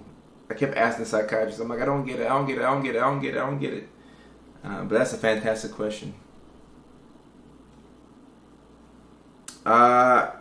What's the difference between perceptual disturbances and hallucinations? A hallucination or hallucinations are a form of perceptual disturbances, if that makes sense. So whether you're hearing things that aren't there or seeing things that aren't there, those are perceptual disturbances. The way you perceive things is disturbed, right? Like right now, I'm on TikTok Live and I'm also on YouTube Live, right? So I see that we have 5 viewers on YouTube. Maybe I'll work on my title. And we have 104 viewers on TikTok right now. So it's me, my TikTokers, and my YouTubers, and it's just me right here in this house. There's no blonde lady in the back there. I know y'all swear that there's a blonde woman in the back. Y'all swear that there's an attractive blonde woman in the back, and there's not. But if I were to see a blonde woman, it would be a perceptual disturbance. It'd be a hallucination. I'd be pretty freaked out. Now, if an actual blonde lady back there, you know, or Sophie, who y'all are referring to, then okay, cool. But if nobody was there and I felt like I saw somebody there, then that would be a perceptual disturbance. It would be a visual hallucination, and that would freak me out. Just choke out. That's a good one. That's a good one right there. That's a good one right there. I'm weak. But yeah, I appreciate you. So a delusion is not a perceptual disturbance. A delusion is a fixed false belief, right? So when you have a delusion, it means that you hold on to a belief that is not true. A belief that we know is not true. So when people go to the psych hospital, a lot of times they'll have, you know, paranoid delusions, where they'll say like, "Oh, Elon Musk is after me." No, they could know Elon Musk, you know. So, excuse me, if they have a delusion that we think could be likely, then we will call it a non-bizarre delusion. Like, I don't know that patient. Maybe Elon Musk could be after them. But if they have a delusion that is not possible, like let's say, oh, there are people from Mars and Venus who are sending signals to my house and they're after me every single day, we will call that a bizarre delusion, because we're like, you know, that's likely not true. And so a delusion is a fixed false belief. It's a belief that you hold on to that other people do not hold on to. And yet, schizoaffective versus bipolar with psychotic features is actually very confusing. So if you understand that, that's advanced level psychiatry right there. That's not no 101. That's like a 501. I don't know if they go up to 501, but that's like a 501. Lil Mama Sweets and Treats. Hey, how you doing? I love that name. Lil Mama Sweets and Treats. Amala, no problem. That's a good question. That's a great question. That's a great question. Lil Mama Sweets and Treats. What is Subi says, 35 years ago, I was in the Air Force in my job, very much impressed. 30 years later, I filed a claim and was awarded 100%. Congratulations. And look, guys, life does not let any of us get out without any type of trauma. Like, if you're going to go through life, you're going to be hit with some type of trauma. Like it or not, we all go through traumatic situations. And the trauma that we go through affects how we think and how we behave and the things that we believe. That's one of the things about growing up. As you get older, nobody is getting out of life unscathed. So the things that happen to us impact how we see the world. So, you know, I'm sure when y'all were growing up, you were talking to older people about what you want to do with your life, and sometimes you were just confused as to why all the older folks were so negative. You say, oh, I want to do this, I want to do that. And the older folks are like, yeah, sure, keep living, you'll see. Because they've been through so much, and it's affected how they process the world. Why is it so common that people with schizophrenia feel like they have a chip implanted? I'm not sure, but that's a common delusion. I've seen that delusion in many different places, all across the country. Many times. Do you ever get annoyed by patients? I feel like I annoy my psychiatrist therapist. No. The patients are never the issue. I get annoyed by charting. I get annoyed by, like, the electronic health record system sometimes. But no, I don't get annoyed by a patient. No. And that's not to say that there can be a patient who's looking to get underneath my skin or trying to, like, frustrate me. And even if, they kind of frustrate me, I'm not going to let it be known. I'm going to keep a G. The elders do have knowledge. Am I taking patients on Zoom? So I'm talking to my team about that. We'll take some patients on with the private practice here shortly, but it's only in a couple of states. And we're going to revamp the whole ADHD coaching and the psychiatric services. But the psych services will be open to people in where are we ready right now? We're ready in Arizona. We're ready in Alaska, for sure, because those are the two. And then we're still working on adding Washington there, but I know we're ready in Alaska and Arizona.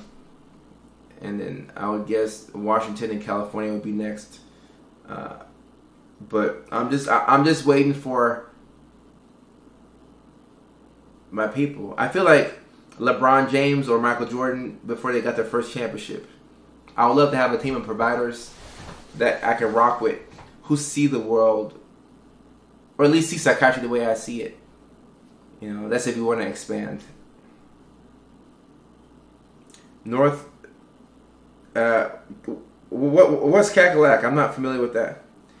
We'll take TRICARE. As of now, we don't even take insurance because insurance is a whole different ballgame. I wish we did, but when you take insurance, it prevents you from doing what you actually want to do, I believe. Because there's so much more that you could do for patients. Sometimes insurance gets in the way of that.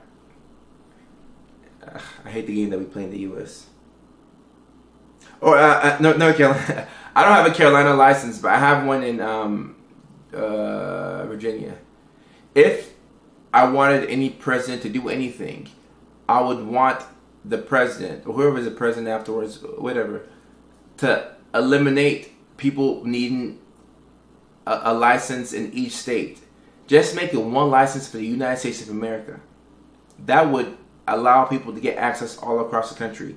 I hate this thing where I have to have a license in Virginia, and I got one in Georgia, I got one in South Carolina, I got one in New York, I got one in California, I got one in Arizona, I got one in Washington, I got one in Alaska, I got one in New Mexico that expired, that I have to renew. I got one in Texas. I'm looking to get one in Tennessee. And I pay a lot of money to keep these licenses active, and I'm not really sure what I'm doing with them, but I just do it because my mom said do it. But why don't we just get rid of that and allow everybody in the U.S. to be seen by anybody in the U.S.? That'd be a game changer. I don't know. What do I know? What do I know? Jackie, sorry to hear that. Substance abuse psychosis. Normally it's a one-time thing, but if you have a family history of schizophrenia, you could have triggered a psychotic break. Muwada, I'm not exactly sure, but it's very difficult to get off of benzos. So, take your time. And the real Maya Kate, what's the topic here? Oh, the topic tonight was just checking in. So just random Q&A. If I could update the title, I would say random Q&A. Just chilling.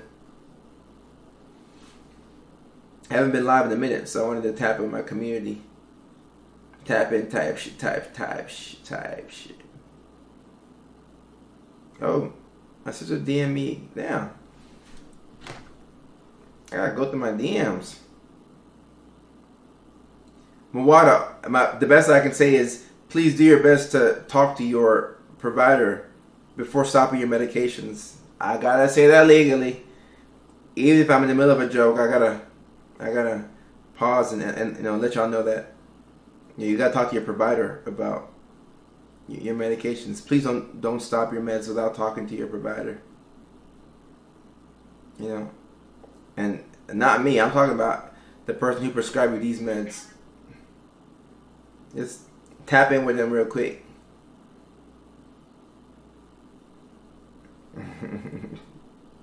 My sister so supportive on Instagram. She says, why? Because a lot of things can happen when you stop medications abruptly. So, in order to keep everybody safe, we just want you to tap in with your provider. I mean, y'all can do what you want, but I'm gonna say, talk to your doctor before you start or stop anything. And I've always said that for years on here. So there's nothing that anybody can clip out and try and get me jammed up. They want to prescribe more. Well, you might have to find another provider. You might have to find a better one. Kind of like if you're in a relationship and it's not going too well. You might have to find you a better boyfriend. You might have to find you a better girlfriend. Danielle, thank you for your attention. I appreciate you. I'm not familiar with that medication even. I can't even give my opinions on medications no more. Are you in an open relationship?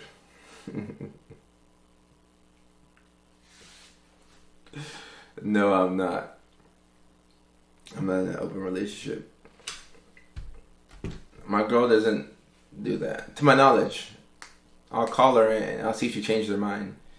If she changes her mind, she should let me know.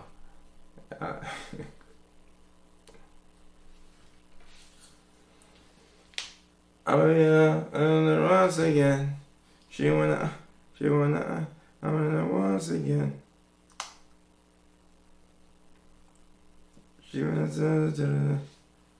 That's like Mob City. What are you talking about? Oh, I'm not familiar with that. Psychoactive. I'm not. These questions are so random. This is why I love y'all. Are you in an open relationship? And then somebody says, Doctor, why do neurodivergent women get left out in group meetings?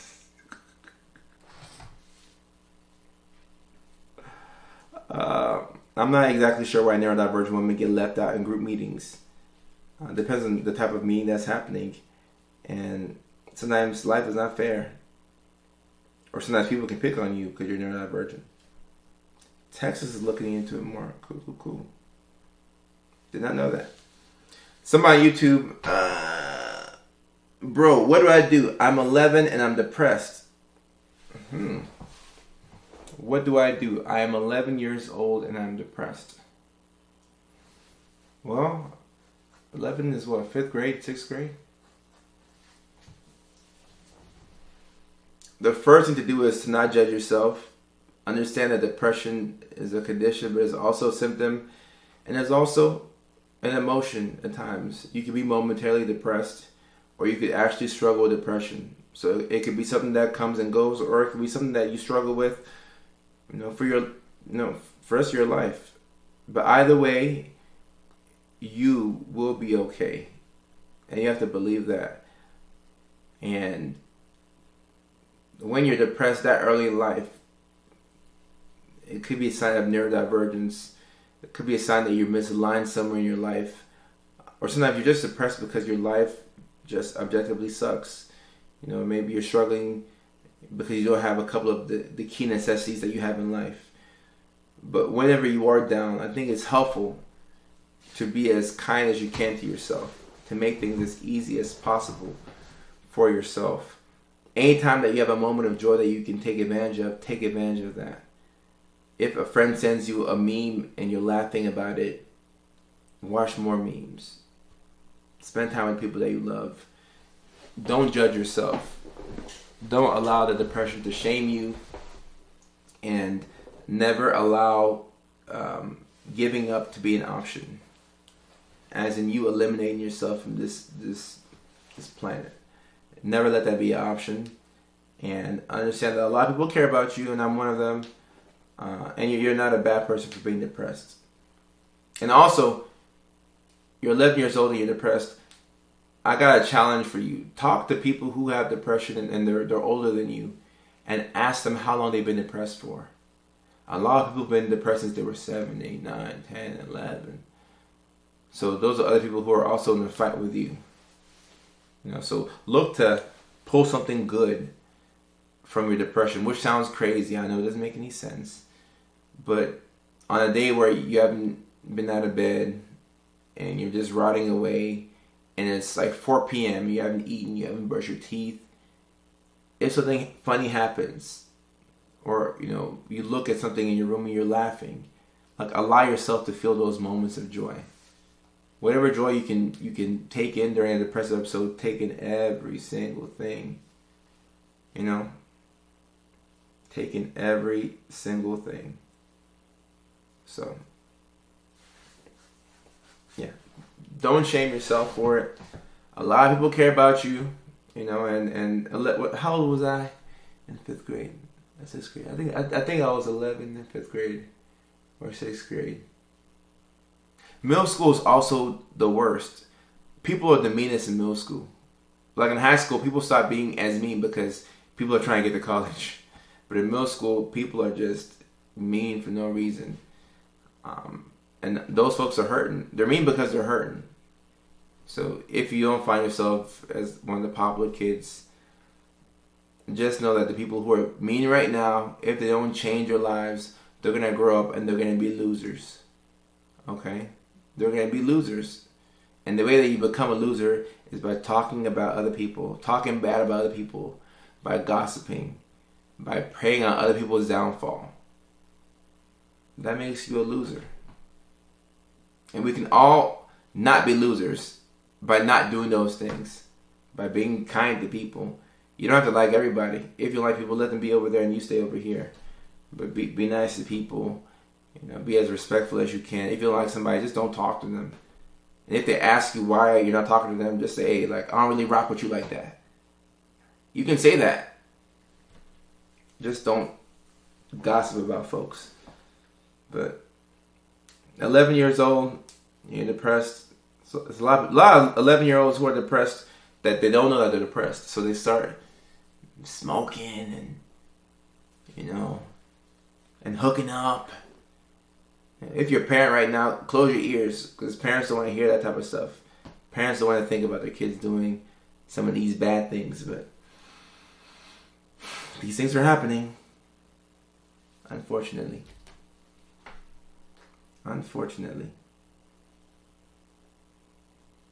Yeah, I hate it when kids struggle, but I think it's important to talk to kids as, preteens, as young, future young adults. Don't try and baby things for them. Let them know what's up and let them know that they're capable. I remember everyone who was nice to me in middle school. Facts. Same over here. Have you planned to visit Ghana one day? I have not, but I need to do that. I would like to go back to Ghana. And Valerie says, talk to your parents. I agree. For the 11-year-old who's depressed, do talk to your parents and do share your feelings with your parents. Hey, I'm feeling low. This is how I'm feeling. If you're not able to talk to your parents because you don't feel comfortable, if you can talk to at least one person, maybe somebody at school, a counselor, a friend, just talking to one person about it makes you feel a little less alone, right? You don't want to feel like you're the only person that's struggling, because that's when it gets bad. You're like, God damn, I'm the only one. I'm the only one. I'm the only one. God damn. What are thoughts on women struggling with ADHD and menopause? Number 1, have a psych. Number 2, have a women's health practitioner. Understand how hormones affect you with ADHD. Look at the potential other diagnoses that you may have. PMDD, PCOS. Do your best to learn by yourself and don't judge yourself along the way. Because, look, I got ADHD and it's made life much harder than I think it needed to be. But And maybe if you're a woman and you have ADHD and you deal with fluctuating hormones, my goodness. My goodness. It's a bit harder. Respectfully speaking, I think it's just a bit harder. So normalize your pain. I feel like hormones are not looked at enough for women in our mental health. That's facts. Everybody needs to be looking into hormones because it's like, you know, like I don't think women wake up. No woman wakes up and she's like, I'm gonna be the biggest bitch today. Maybe some women do that, but I don't think it's a voluntary thing. Hormones are a real thing, and you'll feel like you're losing your damn mind, and your mood can go up and down and left or right, and you're not even sure why you feel this way, and you're not even sure why you're that mean to the people in your life, and then you apologize, and then you feel shame because you didn't mean to do what you did. And if you don't understand hormones, you'll think that you're just a bad person, but you're not a bad person. Hormones are real. PMDD is real. PCOS is real. Hormones are a real thing. And I feel like women have it a bit harder. If you're talking about neurodivergence and ADHD, yeah, you take your ADHD and you mix it with hormone. Yeah, no, that it's almost like a unique version of hell that you're living in until you put the pieces together and you realize that it's not your fault. Now we have to be accountable for everything that we do, but you were kind of dealt a bad hand.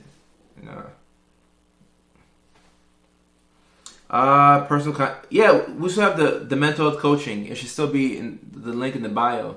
We're working on switching to Stand Store. My assistant's working on that next week, so that way it can be a bit more easy for people to get to everything. Because I like Beacons and I like Linktree, but I feel like I can only really ever promote one thing. So right now I'm promoting the comedy shows, but I canceled the rest of the US dates, and we'll have the one comedy show in December. But whenever I put like the comedy, come see me at a show, then I sell tickets. But then the one-on-one consultations are not as much because people go by like the first thing. Or if I flip it around and I put the consultations up front, people book, but then people aren't buying tickets to the show. I want y'all to come to the show too.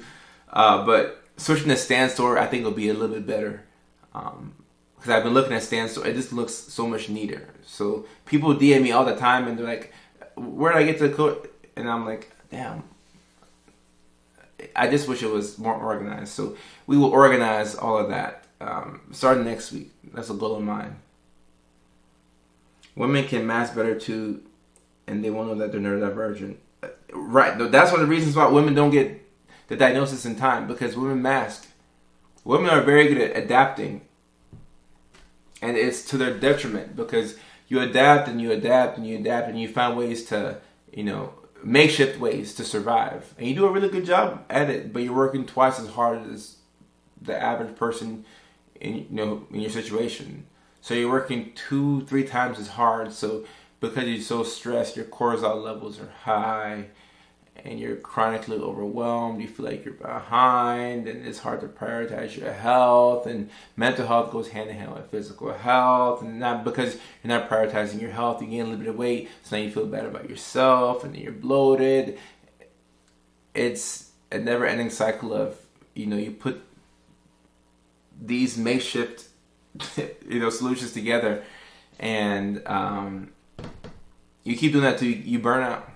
So you're going to do that until you burn out. And after you burn out severely enough, then you're like, all right, I just lost this relationship. I lost this job. Then you start to seek out help. But if you had struggled, and it's weird because it's like, you should probably struggle earlier in life. That's how it is with most guys. We're just like, damn, they didn't got me. I'm about to fail. I need help. That was me in grad school. Damn it, I'm about to fail. I need help.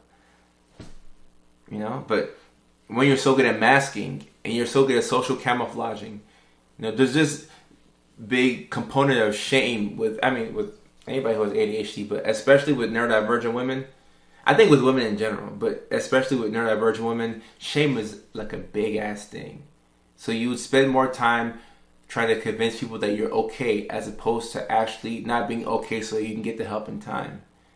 But sometimes you don't allow yourself to be not okay because when you're not okay, your environment is not conducive to you getting the help. So it's just easier to just thug it out. So it's weird. Like you really should allow yourself to not be okay, but then if you have people depending on you, like you can't take a break from me and mom. Some moms do, but you should try not to do that. So, yeah, no, it's hard. It's hard for women, and also keep in mind these conditions like ADHD and autism. They, if you have these conditions, you have a higher likelihood of wanting to unalive yourself. Like, this is some serious shit. Like, it's not just like a fad that people talk about online. So, as soon as you can get some type of help, or at least a community of people who understand what you're going through so you don't feel as crazy. Because when you feel crazy, and look, I'm crazy. We're all crazy in some capacity. But when you feel crazy, then you feel a lot of shame. So you're not going to get help. So you have to have an environment where you can be crazy and not be judged for it. And I'm serious.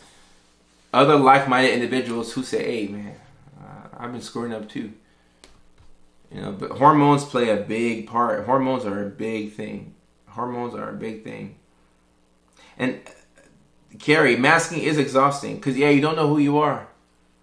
And the reason why you keep masking is because you keep getting rewarded for it. Like, if the masking wasn't working, you would have stopped it a long time ago. But the masking has allowed you to make friends. The masking has allowed you to be in relationships. The masking has allowed people to like you. The masking has allowed you to move up the ladder at work. Now you're getting promotions. Masking is literally helping you survive. But you're surviving at the cost of not knowing who you are. So it's a trade-off that I see why people do it. And if you're neurodivergent, we do it in some capacity, but women do it a lot. Vitamin deficiencies. Guys, there's a lot of things that can look like depression that aren't depression. Vitamin deficiencies, you can have issues with your thyroid. You can be in chronic pain. This is why you have to get labs drawn, Your psych should be getting a whole lot of labs drawn. CBC with diff, CNP, TSH, T3, free T4. Look at the whole thyroid. The thyroid is a small little gland that is powerful AF. They should be looking at vitamin D levels. They should be checking your hemoglobin A1C. They should be looking at your EKG. They should be doing everything. But some providers forget, Type shit. What's masking? Well, you can ask Carrie. Carrie knows what masking is. I'm in real estate, so I have to mask to be successful. Carrie says, I've been single since 2008. 2008?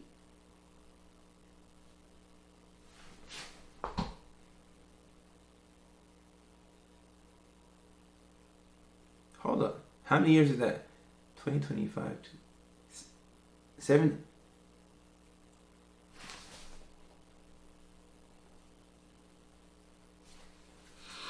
I have been single since 2008 because I mask all day and have nothing left at the end of the day.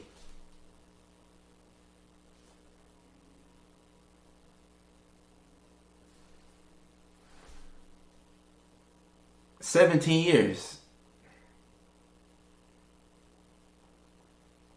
In 17 years, we've had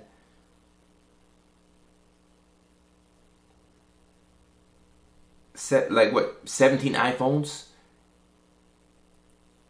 We've had time to get into a recession and get out of a recession and get back into another recession. We've had a black president. We've had a president get in office, get out of office, get in office again. We've had inflation. A lot has happened in 17 years. And you haven't had a partner in 17 years? Goddamn. Wow. But that's facts, because when you mask for your survival, Carrie's first priority is Carrie, and rightfully so. So you go to work and you mask so you can make money, but then you come home and you have nothing left to give to a partner. Damn, Carrie. Damn.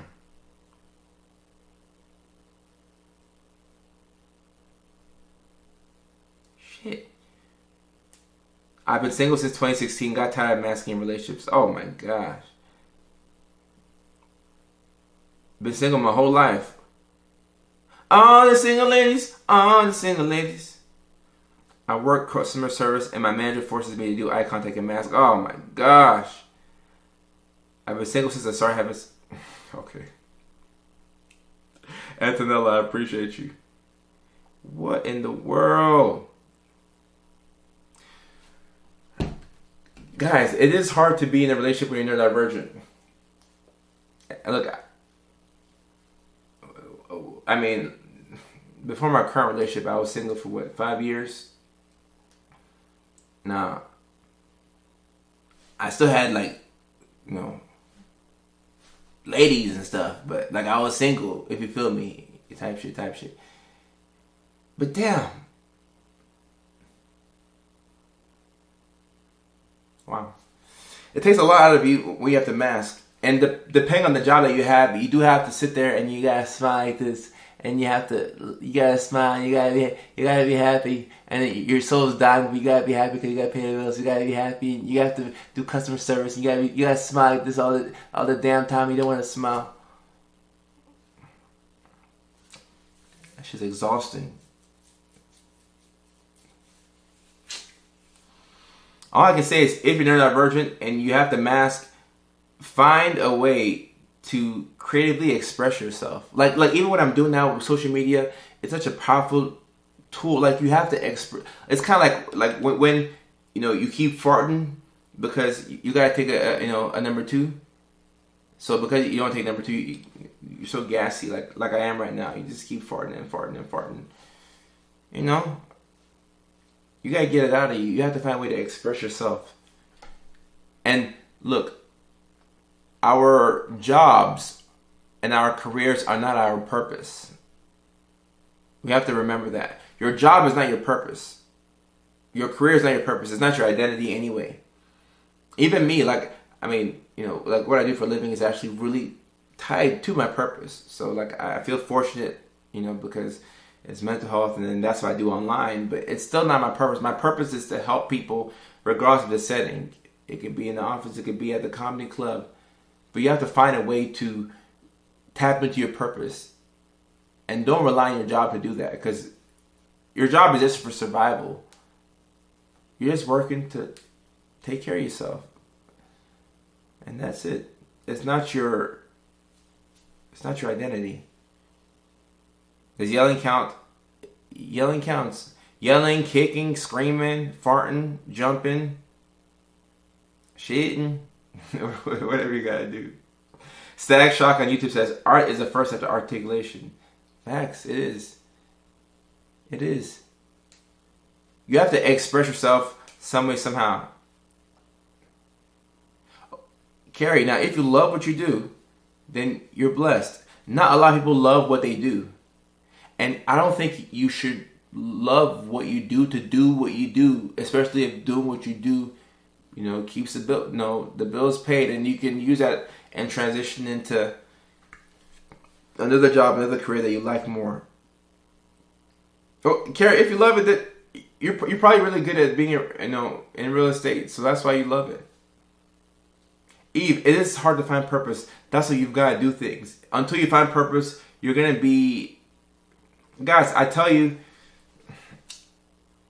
and I mean, look, I have days where I get down, and I have days where I get depressed, and I have days where I have an existential crisis.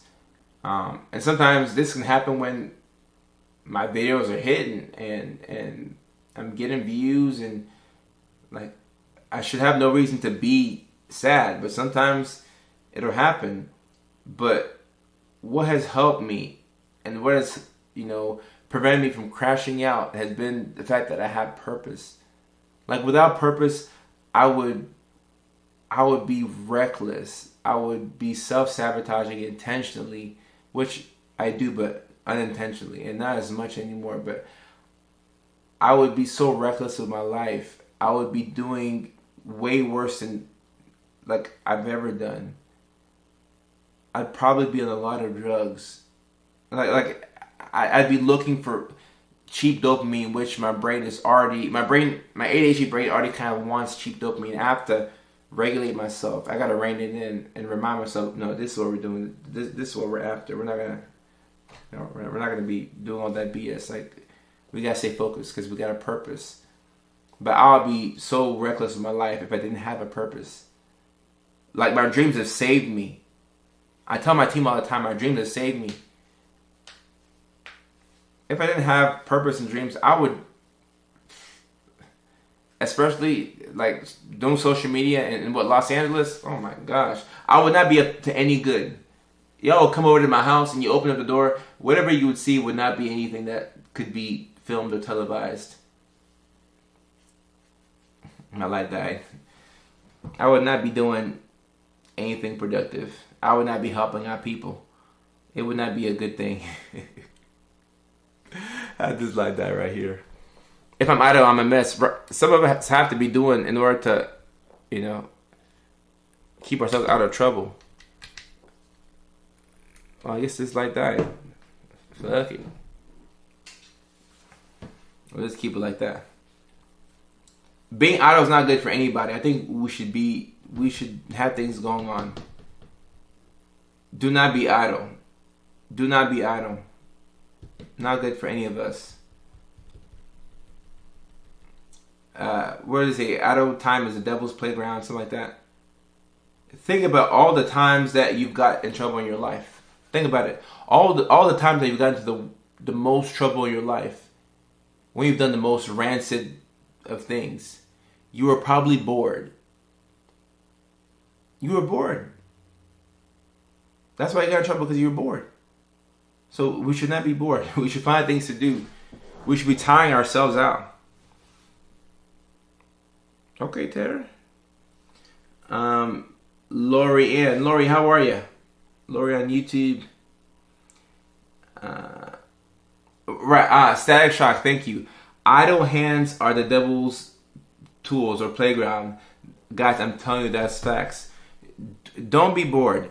Do not be bored. Do not be bored. I'm telling you, it's not good. Do not be, whatever you do not be bored. Do not be bored. And that is a problem with cannabis, guys. It allows you to be so comfortable with being bored. I mean, we won't go down that path because some people are some cannabis enthusiasts in here, but yeah, don't be bored. I've tried hobbies, but nothing keeps my attention. You haven't tried everything. Oh, nothing happened to Twitch. I'll be back on Twitch. I'll be back on Twitch, especially now that I'm done with a big round of traveling. I'll be back on Twitch. Don't you worry. I had too much traveling. Your boy could not keep up with it. And that's even with me canceling the comedy dates. But I'll look to not put so much like back to back dates traveling like that. And it's starting to affect me. I'm having a hard time sleeping on planes. I was always able to sleep on planes, but now it became harder for you, boy. Lori Ann, I'm happy that you're here. Okay. Alright. The light came back on now. Guys, I don't know what the hell I ate today, but your boy's gassy. Got down. It's all good. It happens. It happens. I just gotta move around. Oh, thank you for the owls, the bears, the cat times 3. Thank you. Oh yeah, Carrie, I do stand up. If you're gonna be in Vancouver early December, Vancouver, Canada, that is, come on out. But eventually, I will come out there to Carolina. I've never done a show in Carolina, but I'd love to come out there to Carolina. Oh, Mandalorian. I'm watching on YouTube normally. Oh wow! So you normally keep up with me on YouTube, on Facebook, but now you're on YouTube. Is that the case? Yeah, Carrie. Now you know. Why do they keep dying? Goddamn, goddamn. Let's see. What is powering this thing? We're always troubleshooting.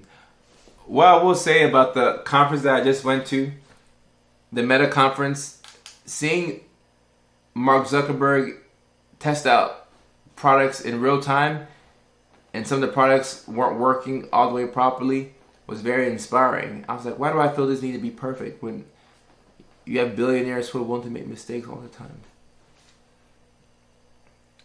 Well, Lori, I am happy that you're watching on YouTube, especially if you're used to watching on Facebook. Thank you for coming over to this platform. Thank you so much. The Comedy Zone, is that a place in Carolina?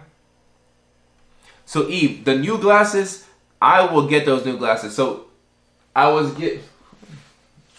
Goddamn. The Meta Ray-Ban glasses that came out a couple of months ago, the $500 ones, I got a pair of those for free. So I've been rocking them all day today. But there's a newer one that came out. No, it's coming out. I think September 30th.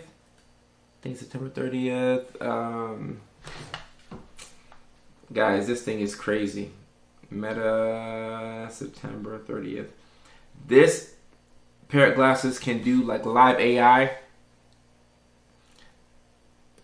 It's the most ridiculous thing I've ever seen in my life. September 30th, yep. But they're $800. Goddamn. Eve, take my money, facts. Hopefully I can get them for free. I like free. Gabaz from San Francisco. I just came from San Fran. How are you, Gabaz? Someone said hi, girl. What's going on?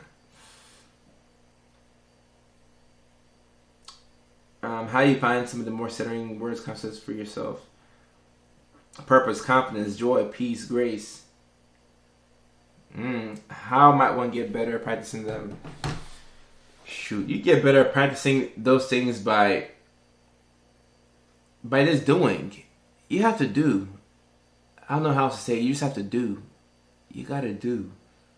So purpose, you have to try a lot of things. You have to try a million things. I tried so many things before social media worked for me.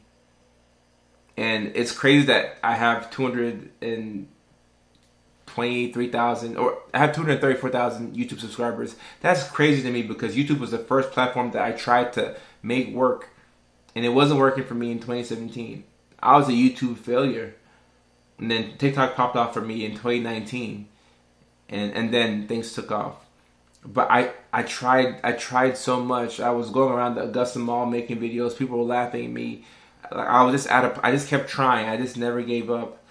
And I'm still trying brand new things. Like I'll try new concepts and new videos, and I'm willing to get low views. I don't care. I'm always trying, and that helps me with purpose, helps with confidence, with joy. I do my best to look for moments of joy in the middle of the day. I try and be as present as possible. Peace. I've dropped a lot of things that have not been serving me. A lot of friendships, connections. I'm just dropping things left and right. And grace, that's my grandmother's name. So with grace, I do my best to give people grace, and people also give me grace too, because I ain't perfect. Jabril girl, I found you on Facebook first, now I'm here on TikTok. Okay. As of late, people have been finding me more on Facebook as opposed to TikTok. Like when people see me at the airport, they say, I watch you on Facebook. They don't even say I watch you on TikTok anymore. And I'm still here on TikTok. Like I'm still posting on TikTok. Like the videos on TikTok will still get, millions of views, but people see me more on Facebook nowadays. YouTube sometimes, my YouTube, like we're growing on YouTube, but it's Facebook. I think I saw you first. Oh, Instagram. Really? Wow. I keep forgetting my Instagram. Okay, cool. So you saw me on Instagram and then you followed off of that? Ooh, it's hard to show yourself grace when you're busy defending our... Yeah. I think sometimes this less words is better. Like, why do we feel the need to explain everything and explain who we are? Less words. I think that's our problem is neurodivergence. We talk too much. We're oversharing too much. You may have it to where you're auto posting to Instagram when you post on Facebook. No, so Jabrogro, I post separately on Instagram and I post separately on Facebook. They're two different platforms. They're both Meta, but I have a completely different audience on Instagram versus on Facebook. Facebook, my audience is primarily women from the ages of 24 to 30, 25 to 44. That's about half of, no, not half, but that's about a third of my following on Facebook. And I have like 1.6 million followers on Facebook. So maybe 700,000 followers are women from 25 to 44. And on Instagram, my demographic is much younger. Way younger. And it's still more women than men, but it's, not as many women and more men. And it kind of skews younger, like, the 18 to 24. So, it's way different on Facebook. It's just way different. Why is it so dark where I'm at? Because I'm dark personally. I'm just... I'm trying to cut the light on right now. I've seen the guy charge. The light keep going on and off. Let me go pee real quick. I've been holding this pee for a minute. Goddamn.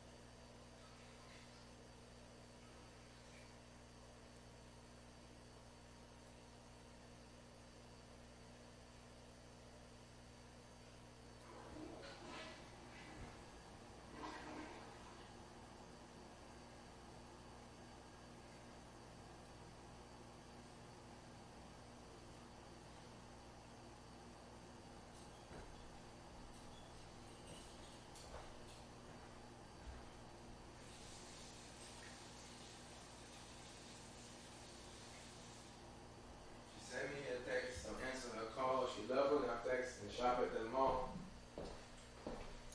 And give me that drip and make out a ball and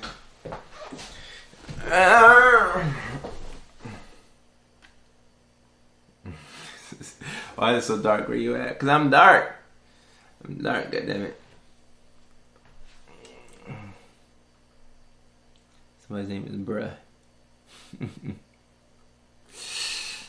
I'm back. Zercool Free on YouTube says, I love your lives. The whole understanding my autism ADHD made me feel less crazy by myself. Zercool Free, I appreciate that. You ain't got to feel so crazy. You just got to surround yourself with other people who are just as crazy. And then we can just be crazy together, that's all. A safe space where we can all be crazy. What's better than that?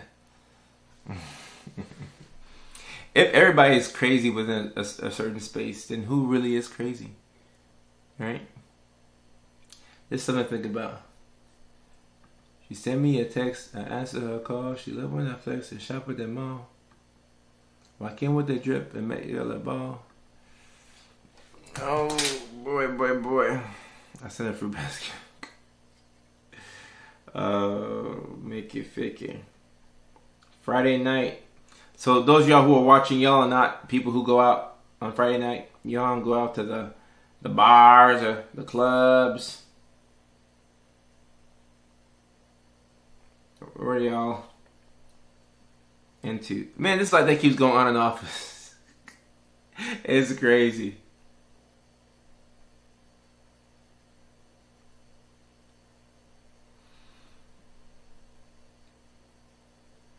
The only club I go to, let's go. You're not a club person, I can tell. Same here. I'm not no club or lounge person. I can go out, but it's not my MO. I'd just rather be at home. The funny thing about that is, I can go out to lounge, and I can go downtown. I can go out. And when I go out, I'll have such a good time. People will think that I like to go out. They're like, "Oh man, you coming out again tomorrow?" No, I barely came out today. I barely came out today, but I had a good time.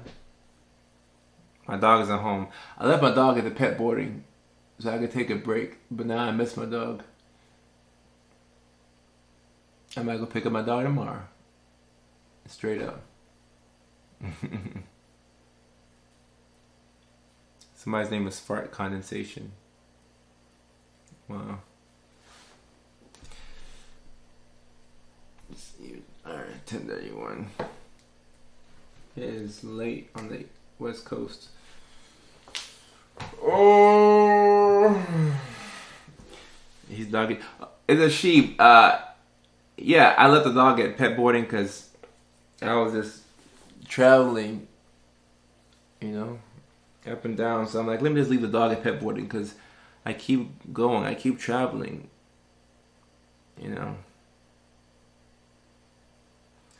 So it's helpful to have pet boarding. Like, that's such a good business for people like me who are always on the go. It's an amazing business. This is like that keeps going on and off. It's so ghetto. But yeah, I do miss my dog. I don't know. I'm not traveling this weekend. I might just go get my dog.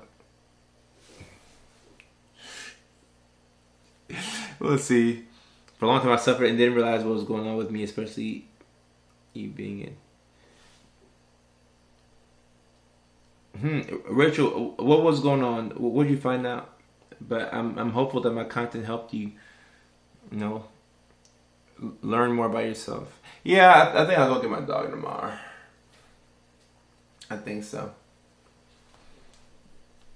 Part of me was still thinking, do I need to go somewhere this weekend? But no, I need to sit my ass right here. Right here. And go get my dog. And make my videos. That's what I gotta do. Get my dog and make my videos. Rachel, thank you so much. She's a mini Aussie. A mini Australian Shepherd. Her name is O'Shiesty. Yeah, she's such a badass dog. But I know she's missing me so much. Man, I'm feeling sad now, man. I gotta go get my dog. I'm feeling sad right now. I'm feeling sad. I gotta go get my dog tomorrow. Australian Shepherd. 10:31 Arizona, but so hot. Arizona was like that. Arizona is like that. It stay hot in Arizona. I used to,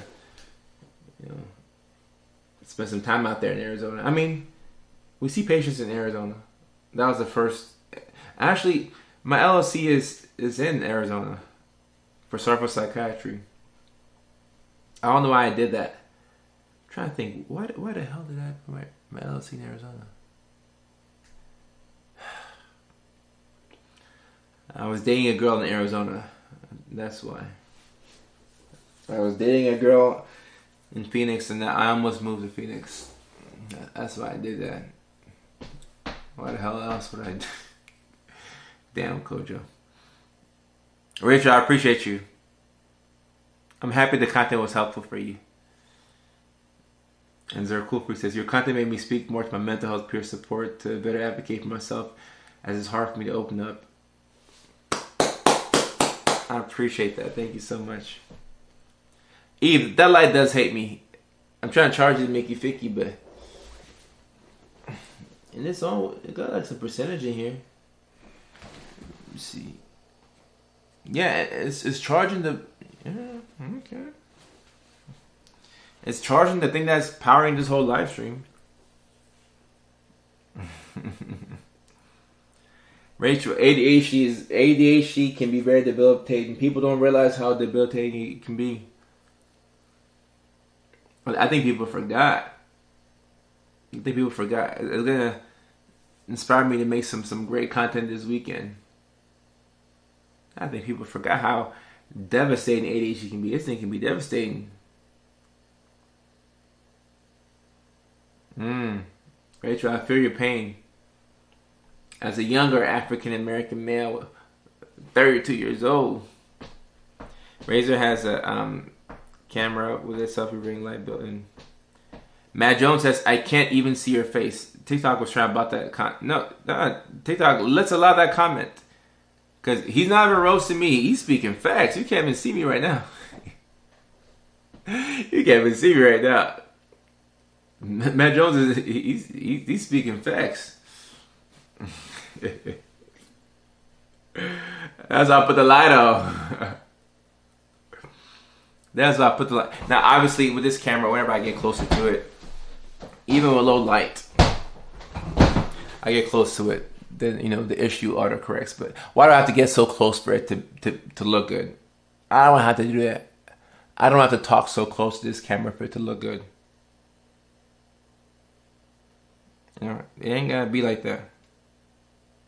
I should be able to, back up a little bit. Type shit. You do online care? Yeah, we have a small private practice that doesn't accept insurance at the moment, so I don't really promote it like that. Tara, I see you on there. I see you, Tara. How you living?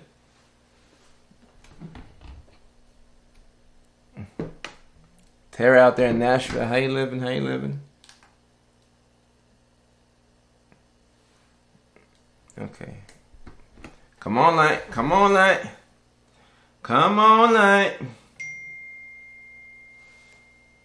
Oh, I just got a text from Mike.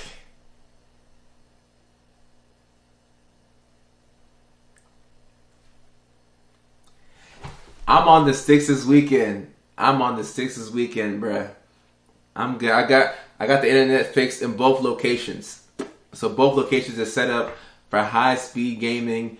I think I'm missing an Ethernet cable over here, but I still have good internet. And I'm gonna go scoop up the Ethernet cable at Walmart tomorrow. Like get a long one. But I just ran a speed test on my internet here, and it's good. So whenever you're down for the sticks, let me know, cause I'm with it. I'm even ready tonight. Yeah. That's my homeboy Mike. He just asked me if I'm down to be on the sticks this weekend. Yeah, I'm playing Madden this weekend.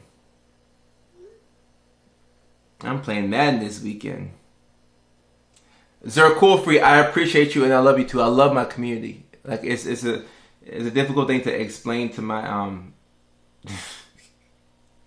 to my old lady. I'm like, hey, I love my community. If you see me at the airport or when we're at the Atlanta airport and like a random lady comes up to me, I say, hey, this lady, I don't know who this woman is, but she's been looking at me from the other side of the airport and she follows me on social media and I love her. I love this woman. It's hard to explain. Zerkulfree, I appreciate you. Sarah, thank you so much, Sarah. I appreciate you, Sarah. Where are you watching from, Sarah? And Issa, I thought you were going to do like they do on Love Island. I just got a text. I've never watched Love Island before, so I don't know what Love Island is about. I hear that it's like pretty explicit, and I don't know if it's good for my virgin eyes, so I don't know. Goddamn, this light keep going off, goddamn.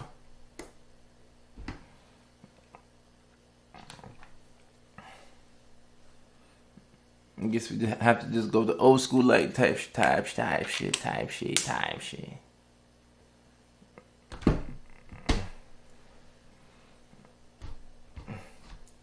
gotta find me a little workaround. It rots the brain.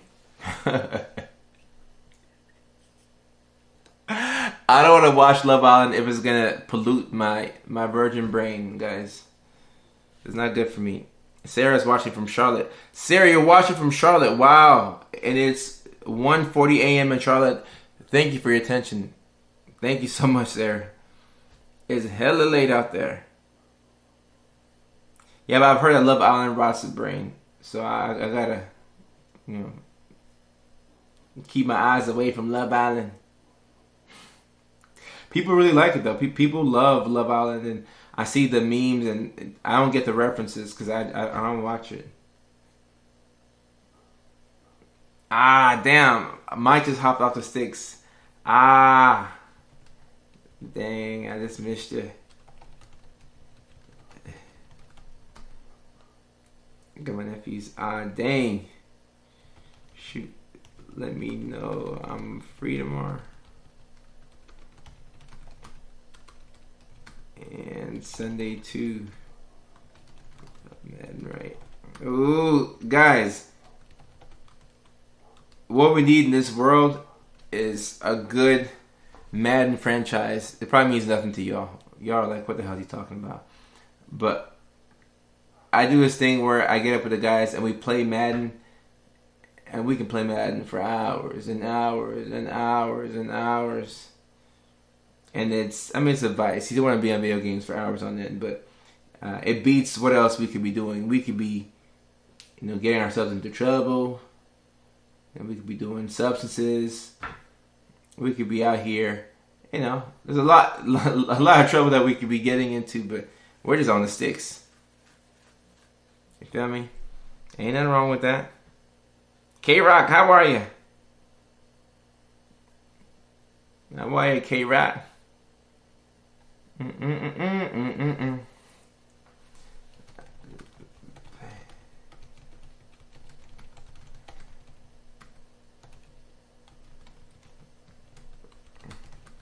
played Madden yesterday. I got my ass beat. K-Rock, I'm feeling good. I'm feeling funky. It's a Friday night, so I'm feeling great. Why am I coming to Nashville? It's funny, before I postponed the rest of my comedy tour, I was talking with my promoter. I was telling him to give me dates in Nashville and in New York. And the majority of my followers are in New York City, so he was like, let's start for New York first. I said, no, I need to get back to Nashville because Tara's waiting on me. I got to get back to Nashville, Tennessee. But we postponed the rest of the comedy tour. Now, if we get a date in Nashville for December, I'd do it, but let me not overcommit. Let me rest up. Daddy gotta rest up. But I would still like to come to Nashville for a Titans game sometime this year. The Titans play the Seahawks on my birthday, November the 23rd. That's an ideal day to be at Nissan Stadium and to be in Nashville. So Nashville is the best. Nashville is the best. And Nashville is so much better now than when I was growing up over there. Like, it was, I grew up in Section 8 housing and Herman Street. It was not cool. But now Nashville is a very fun city. Amazing. You were supposed to be in bed by now. I said that my bedtime was 11 o'clock. Remember? I was talking to ChatGPT about it. 11 o'clock bedtime. I don't watch TV or sports, but Madden video games is fun. Look, Madden is extremely fun. And video games can be a real problem. So I don't want to act like it's the most innocent vice. But out of all the things that you could be doing, out of all the things that you could be getting your hands into nowadays, so many things are unsafe out there. If you're home playing video games, you're staying out of trouble. Everywhere right now in America and around the world, there's guys who are getting in trouble with their wives, with their girlfriends, because she keeps saying he's playing too many video games. Why aren't you spending time with me? You keep playing video games. The video games are saving him. He could be getting into real trouble, but he just wants to play Call of Duty. Let him play. The boys want to play. We want to play. I'm native to Nashville, Middle Tennessee. It's definitely different here now. Nashville's amazing. You know, like I could live in Nashville. I could, and I think all roads do point to Nashville eventually for me. I've been saying that as a joke, but that probably will be where I, you know, like the version of Kojo that's like older and like raising kids, and I gotta come home to the wife, and she's like, don't be on TikTok Live for so long, like you guys spend time with me and the kids and do homework. That version of me will be in Nashville, Tennessee. But I'ma always be on TikTok Live. I'ma always have time for my community. Kobe Iceberg, how you doing? How you living, Kobe? Oh, is it Kobe? Kobe Iceberg? Don't be so excited about it. Are you trying to talk me out of Nashville? Or are you trying to talk me out of that phase of my life? Kobe, you not doing good? What's going on? Talk to me, Kobe. I know I was showing off products from the TikTok shop, and I really shouldn't be chewing on this right now. Because this is that focus gum, but I just like chewing on it. I just say, hey, yeah.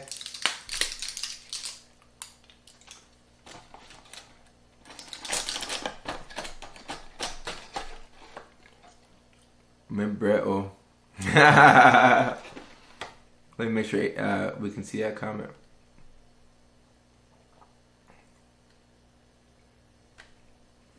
Your tone will sound like you're talking yourself out of it. Nah. I was just being facetious. I'm looking forward to that version of Kojo. But I got so much that I have to do right now. Like, kids are cool. I mean, if I have a kid tomorrow, I'll be alright. But I got so much I gotta do. And this is the focus gum, actually. This is... guys, do not take this gum at night. Do not be like me and take this gum at night. It's gonna keep you up. Tastes good though. Peppermint. Helps you focus. Not that I need energy at night, because I'm a night owl, but... Got down.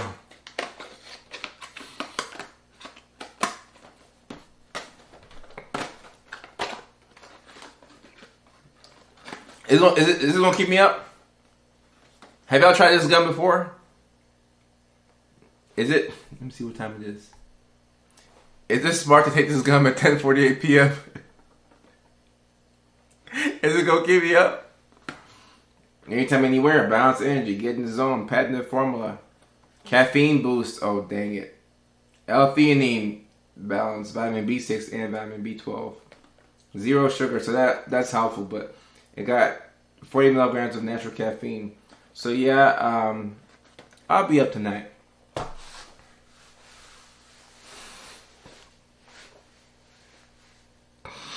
It does have caffeine. Is it good for kids? That is a good question. Warning. Warning, contains 40 milligrams caffeine per piece. Not recommended for children, pregnant, or breastfeeding women, and persons sensitive to caffeine. So that answers your question. No, this is not for kids. It's not for kids, and it's not for people who plan to go to bed at 11 o'clock and take it at 10:48. That's not smart. Okay, but it's definitely not for kids, breastfeeding women, if you're pregnant, or sensitive to caffeine. Zaraku Free says, you probably will stay up. Yeah, I was probably gonna be up anyway. But me, I can chew gum for 5 minutes and I'm done.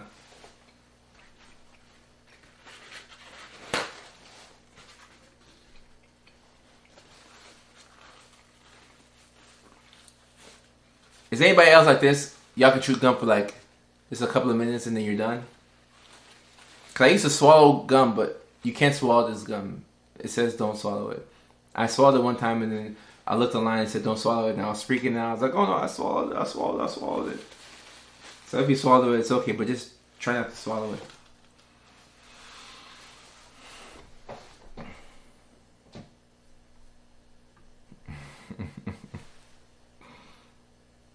Yeah, it's gonna keep me up. Okay, that was not a good idea.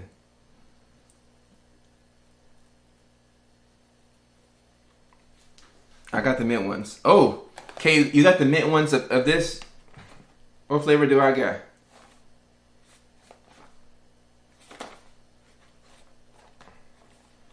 I think this is mint. Oh yeah, peppermint. Anybody else in my ADHD community got these? You like them? Are they helpful? You got it? You love it? This is the best tasting one. Yeah, just don't take it at 10:48 p.m. like me. You know, be smarter than Dr. Kojo.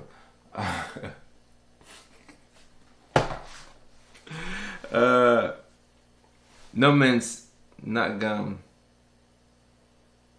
Okay.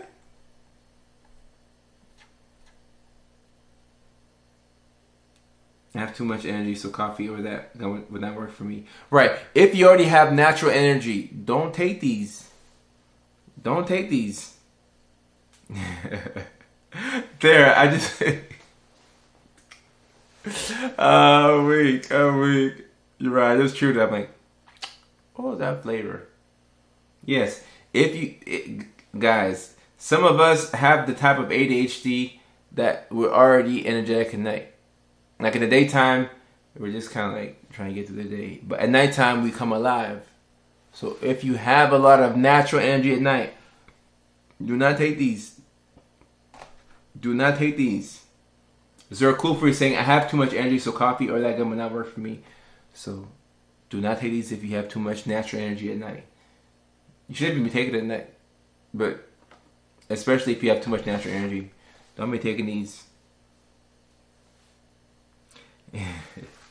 Tara, I feel you. But it's like, when you know that you shouldn't be taking it, then you want to take it more. Because I'm asking my brain, why are you telling me not to take this gum? Like, who says I can't take this gum? Now I gotta take the gum to prove to you that I can take the gum. And that it's not gonna keep me up. But then I know it's gonna keep me up. So it's like, what am I doing? And sometimes coffee can make us sleepy, like Eve says. So sometimes something that can stimulate you can make you sleepy, but I wouldn't bet on it. Because when you need it to make you sleepy, and you wouldn't even do that, it won't make you sleepy. But when you need it to keep you up, sometimes it makes you sleepy. Goddamn. YouTube! Shout out to my YouTube subscribers who have held in there. Because I just titled this live stream checking in on YouTube. I didn't give it a real title. When I don't give live streams real titles, people don't know what to make of it. I got titled it 5 ADHD mistakes. Or, I have to give it its normal title. But I just said checking in. And we had a couple of troopers who came through and checked in. So I appreciate y'all. I appreciate y'all for hanging in there. Y'all like, where's the blonde? Where's the blonde?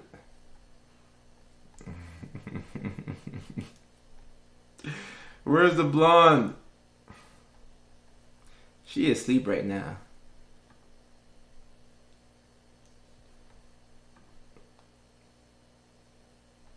The South would love to have you.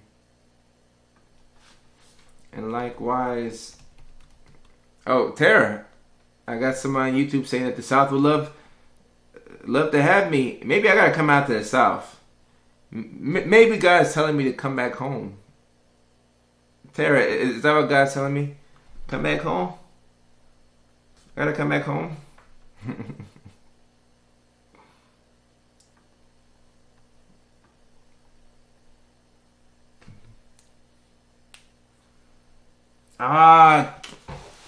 Shout out to Casey Morgan on YouTube. I just want to give a big shout out to Casey. I don't know if Casey's watching me right now on YouTube, but let me give you a shout out because I'm reading the comment that you left. My son plays saxophone in school band, so my weekends are typically spent being a band mom. We had an away game tonight. Now I'm sitting in school parking lot getting my daily Kojo therapy sesh while waiting for buses to pull up and 18-wheelers of equipment to be unfolded. Watching from the dirty South, Mississippi. Casey, I love you. I love the South. I love Mississippi. I got people in Alabama. I miss them. I got people in Georgia. I got people in Tennessee. Thank you for your attention. Thank you for your attention. I gotta come back. I gotta come back home. I think Daddy gotta come back home. I gotta come back home. Yeah, I got people in Arizona too. I got people in Arizona. I got a lot of love. I'm a West Coast boy now. I am. But my heart always in the South. I miss my people in the South.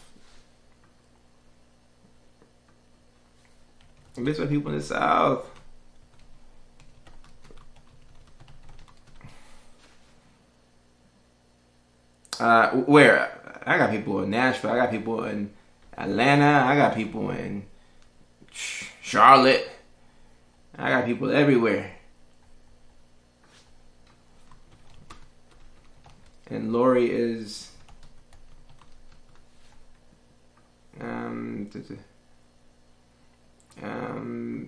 yes. Where do we do our telemedicine at? Arizona and Alaska currently. Look at me not knowing. Horrible habit of Casey, please don't swallow don't swallow this gum, you know. If you're watching right now, Casey, don't swallow it. It says you shouldn't swallow this gum. I don't know what's gonna happen if you swallow this gum. Maybe I can ask ChatGPT. Hey chat, what happens if somebody, not me, but hypothetically speaking, if somebody swallowed neurogum, what would happen to them? I'll tell you what chat says. I don't want to use myself because, yeah. Chat says thinking longer for a better answer. For some reason, chat needs some time to think about this. I got people in different area codes. I got people in all area codes. Confirming. Short answer. Probably nothing dramatic. One swallowed piece of neurogum will likely pass through the gut and be harmless. But there are a few important caveats and when to seek help. Neurogum pieces contain 40 milligrams of caffeine plus L-theanine and B vitamins. They're sugar-free and contain sugar alcohols and indigestible gum base. If someone swallows a single piece, usually harmless. If they swallow many pieces or are caffeine sensitive, cumulative caffeine can cause restlessness, palpitations, nausea, vomiting, tremor, insomnia. Large overdoses can cause severe arrhythmia, seizures. Get medical advice if those signs appear. Mickey Ficky. Goddamn.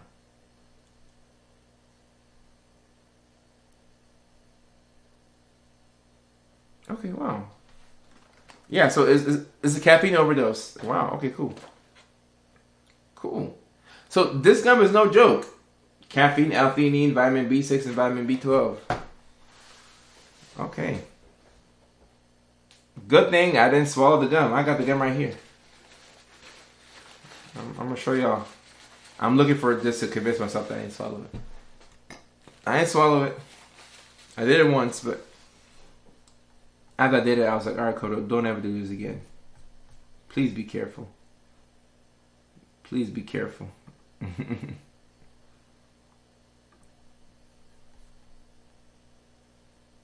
Yeah, but Casey, don't swallow this gum, all right? Please.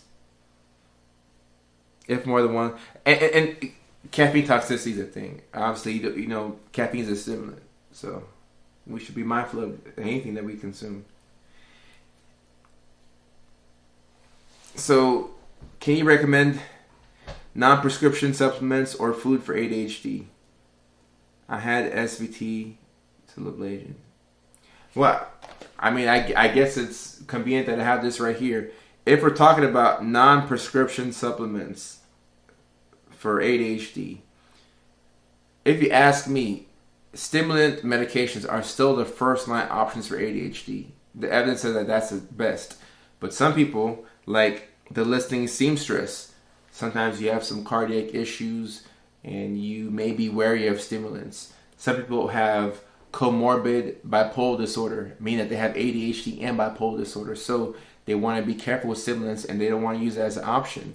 So if you want non-medication options, nootropics like this, I think can be a good start. Because it might not be nootropics. It might be something in between this and medications. But if you don't want to try something on the higher end, something like this wouldn't be a bad option. I take this normally towards the end of the day, not at 10:48 p.m. like I did right now. I'm messing up. But I normally take this around like 4 or 5 p.m. because if I take my ADHD medication around that time, it can keep me up. So I don't take it too late. But this really helps around like 4 or 5 p.m. when, like it's getting to the end of the day, you're getting off of work, you're naturally going to want to play games or not be focused or locked in. So that's where this seems to be helpful for me. Like I said, if you have a caffeine sensitivity, be mindful of stuff like this. But, it's called Neuro Gum, Energy and Focus Gum. I will be trying more nootropics. So this is just one that I got sent after TikTok shop. So I said it for sure. And I've been using it for a couple of weeks and it has been helpful. I haven't made that many videos about it. I haven't found the time to make a lot of videos about this. But I will be trying more nootropics to see how they help me out. But this has been helpful around 4 or 5 p.m. I haven't taken this as my main thing in the morning to help me focus the whole day because I already figured out how to focus in the daytime for me. I got my meds from my psychiatrist and that gets the job done. But towards the end of the day, these have been helpful for me. Neuro Gum. That's what they call it. You like hydroxyzine? I do, but I don't want to get too into the meds and get dinged again. DNP, Doctor of Nursing Practice. That's my degree. So DNP, Psychiatric Mental Health Nurse Practitioner. So I went to school at Augusta University. That's why I keep talking about the South, because I went to school. I did my undergrad at the University of West Alabama in Livingston, Alabama, which is on the Mississippi-Alabama border. It's about 40 minutes away from Meridian, Mississippi. And then I did my graduate school studies. That's where I got my doctorate. And it's a DNP degree, Doctor of Nursing Practice, specialty in psychiatry and mental health at Augusta University, which is the #1 DNP school in the nation. And I'm going to say that because I went there. But I do believe that the education that I received there, second to none. I got to rotate with so many psychiatric nurse practitioners, so many psychiatrists, at least 4 psychiatrists I got to rotate with. And I got the best education. I got to work in inpatient psychiatric hospitals for 7 years. That's why I'm the best in the world of what I do. So it's not by accident that I have this knowledge. I was put in those positions and I had to get out the mud. And I worked for hundreds and thousands of patients. But, I mean, I have expert in my bio, but there's still so much for me to learn. I'm a lifelong learner, so I'm learning every day. And I'm going through the evidence every single day. So I have a lot more to go. And I have to continue to educate myself so I can bring the information back to y'all. So I humbly come to y'all as somebody who, I'm an expert, but I'm still a student, if you feel me. Like I'm still a kid in the game. I'm only 32. I'm a kid. I'm a kid. Listening seamstress, I appreciate you. Thank you so much. How does my profession affect my mental health? Do you want to go there? We can go there if you want. If you want to go there. How does my profession affect my mental health? I think in a positive way, because helping people fix their brains helps me from. Yeah. I agree with that. I have to think about it for a second, but helping people fix their brains prevents me from losing mine, because I get to stay connected to the main issues that are happening in people's lives. And I have ADHD too, so all my patients that have ADHD, we have a lot of the same struggles, take a lot of the same medications. So I'm able to audit my life as I'm auditing other people's lives. And I'm like, okay, all right, don't do that, Coach. You've been traveling for too much. Pull it back a little bit. You want to go here, you want to go there. You don't have this much time. You don't have all the resources to be doing all these things. Relax, take a break, catch your breath. So I'm able to audit my life as I audit other people's lives. So it's been helpful in that way. It's been detrimental in the sense that I'm probably more hyper aware of mental health issues with people in my family. It can make dating a little bit hard because I'm more hyper aware of just general mental health issues, and you don't want to play doctor to your girl or your wife, or you just want to be her man, her boyfriend, her husband. So sometimes I have to refrain myself from trying to be her doctor, if that makes sense. Like, I'm not your doctor, I'm not your psychiatrist, but sometimes so much, so you try and like fix things, and you have to pull back and be like, that's not psychiatric evaluation. Like, you're my girl. Like, we do things that I can't do with my patients, so let me not treat you like a patient. I gotta leave work at work and then be just Kojo with you. So that's a reminder. I tell myself that every day, to just be me with my old lady. Just be me. Just be me. So I'm getting better at that. I've gotten better, but there's still some more work to do in that category.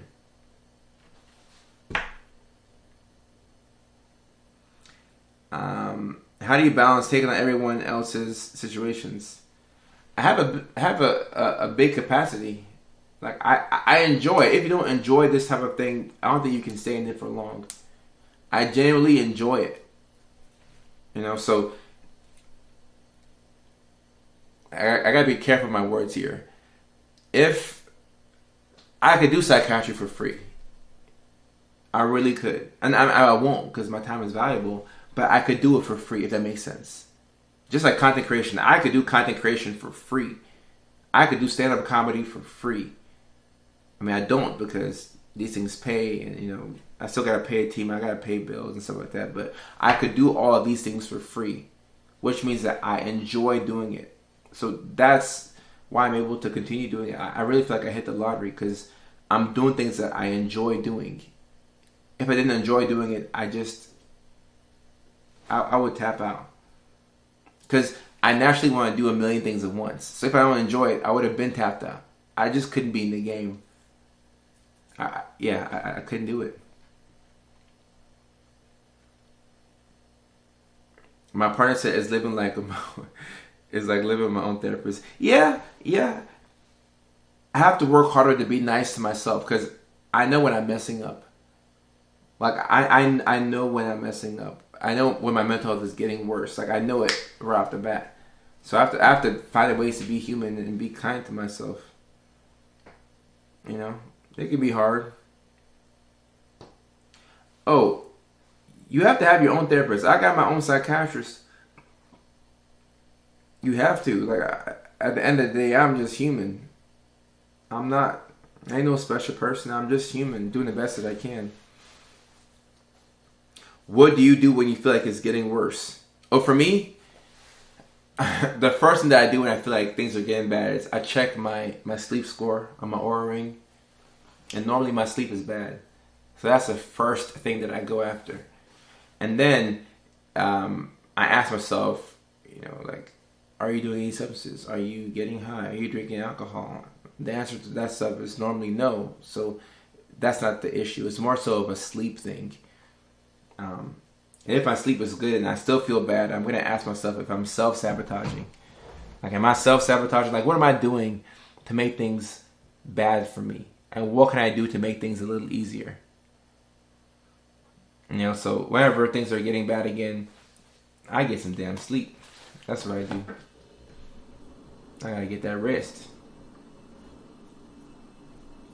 That's normally how I get got. Not sleeping. That's my kryptonite. I told you I was gonna sleep at 11 o'clock. It's 11:10 right now. Look at me. Got down. Beans, no worries.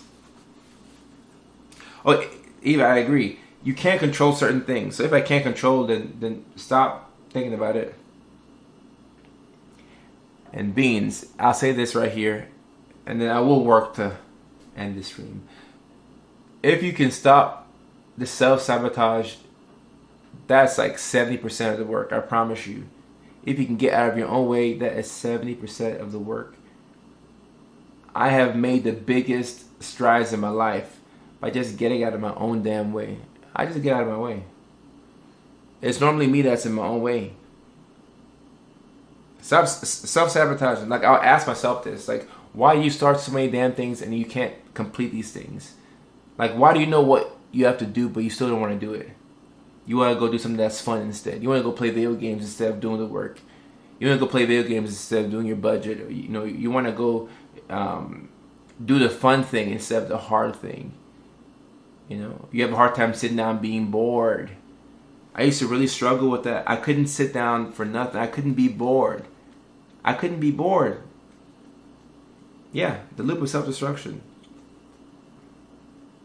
And we can be overthinkers too and create problems for ourselves. And then when something's working, I have to overcomplicate it. So I want to make it more complicated, and I can't be okay with it being simple. And I'm having a hard time being bored. And I used to get into relationships because I was just bored. Like, I couldn't sit down with my damn self. It was really hard. And, the more resources and things I got, it became easier for me to self-sabotage my life. Great seeing you too. Thank you for your attention. Because like I'm making advancements in my career. I'm getting things that I want. But now it's like I hadn't worked on self-discipline. I hadn't worked on my character. So I'm getting all these amazing things and opportunities and resources and money and stuff like this. But I still have this brain that likes dopamine. So I'm still chasing thrills. I'm still with the guys, hanging out on the weekends, getting high. I'm still going from this girl to that girl, and then I'm dating this girl right here, and then that girl texts me, and I'm like, oh damn, I forgot about her. Damn, she bad. She's in my city. And then we'll break up, and then I'll get bored again. So I'll call her and say, hey, how are you doing? Around that time that you wear that one dress, your butt was looking so good. Oh, how's your family? How's your mom? Your mom was so sweet. Oh, how's your little brother? Oh, he graduated from. Oh, awesome. What are you doing? Are you in Studio City right now? Oh, you're not in LA. Oh, you get back to LA next week. Oh, well, I'm not doing anything this weekend. Just come over and let's talk. Let's go out for coffee. Knowing good and well, you shouldn't be hitting her up. Sit your ass at home and stop self-sabotaging. Sit down. Stop making things hard for yourself. Or you say, all right, I'm not smoking anymore. I'm good. And then the homies come into town. Like, hey, man, we just went to the dispensary, blah, blah. I mean, I got to the point where I said, no smoking in my crib. Nobody can have any type of substance in my crib. If you have it, I'm kicking you. I had to kick out friends. Kick out my own brother. I said, hey, you can't bring no cannabis to the crib. Don't bring no weed products to the house. No, I don't want my environment to be like that anymore. Because I'm tired of taking one step forward and 3 steps back. So the more I stop doing certain things, I just start to have these huge advancements and strides just from not shooting myself in the damn foot. So it's all about stopping the things that you know you should stop and doing the things that you know you should do. But that's the hardest thing. and you're not gonna change. I think if you have an ADHD brain like me, you will always want that quick thrill. You will always want that adventure. But I'm like, man, I'm good. I'm good off of that. Just give me 8 hours of rest and give me a PlayStation controller and let me live my life. I don't want all that extra. I don't want all that. I just want to relax by myself. And the constant go-go lifestyle, it is tiring. Like, you just want to sit down by yourself. Like, damn, I ain't trying to do all this extra. Like I'm just trying to relax and just get sleep. And I don't want all that extra mess. Like, once you could understand yourself at that fundamental level, I promise you, you don't. Like, if you have ADHD, you don't even have to do anything to really get ahead. Just stop doing things that you should have stopped doing. It's addition by subtraction. You got some people in your life that you got to get them out of your life. And until they get out of your life, you're not going to advance. And if you're watching this right now and the shoe fits, you know who you have to kick out of your life. I'm not going to tell you. I'm not going to tell you what to do specifically, but some folks have got to go. You got to do an audit of your life. You got to do a Rico sweep. Get those friends out of your life, because all they want to do is get high. And whenever you tell them good news, they don't celebrate with you. But you tell them bad news, and then they're happy because you're stuck with them. But you know that you're meant for more. I've lost so many friends this year. I pulled out of a lot of group messages because I'm like, guys, I don't want to do all this. Like, y'all in here, I can't even open up the group text message without y'all sitting there like, it's ass. I'm like, come on, guys, we're grown. Let's talk about getting money. Let's talk about getting LLCs. Like, send links in here about brokerage accounts. Like we're grown. We're 30 years old. We're 40 years old. Why are we still having these conversations? Why are we gossiping about a mutual person that we know that's going through a hard time? Like, why are we being so childish? Why are we gossiping more than girls? I can't be friends with you.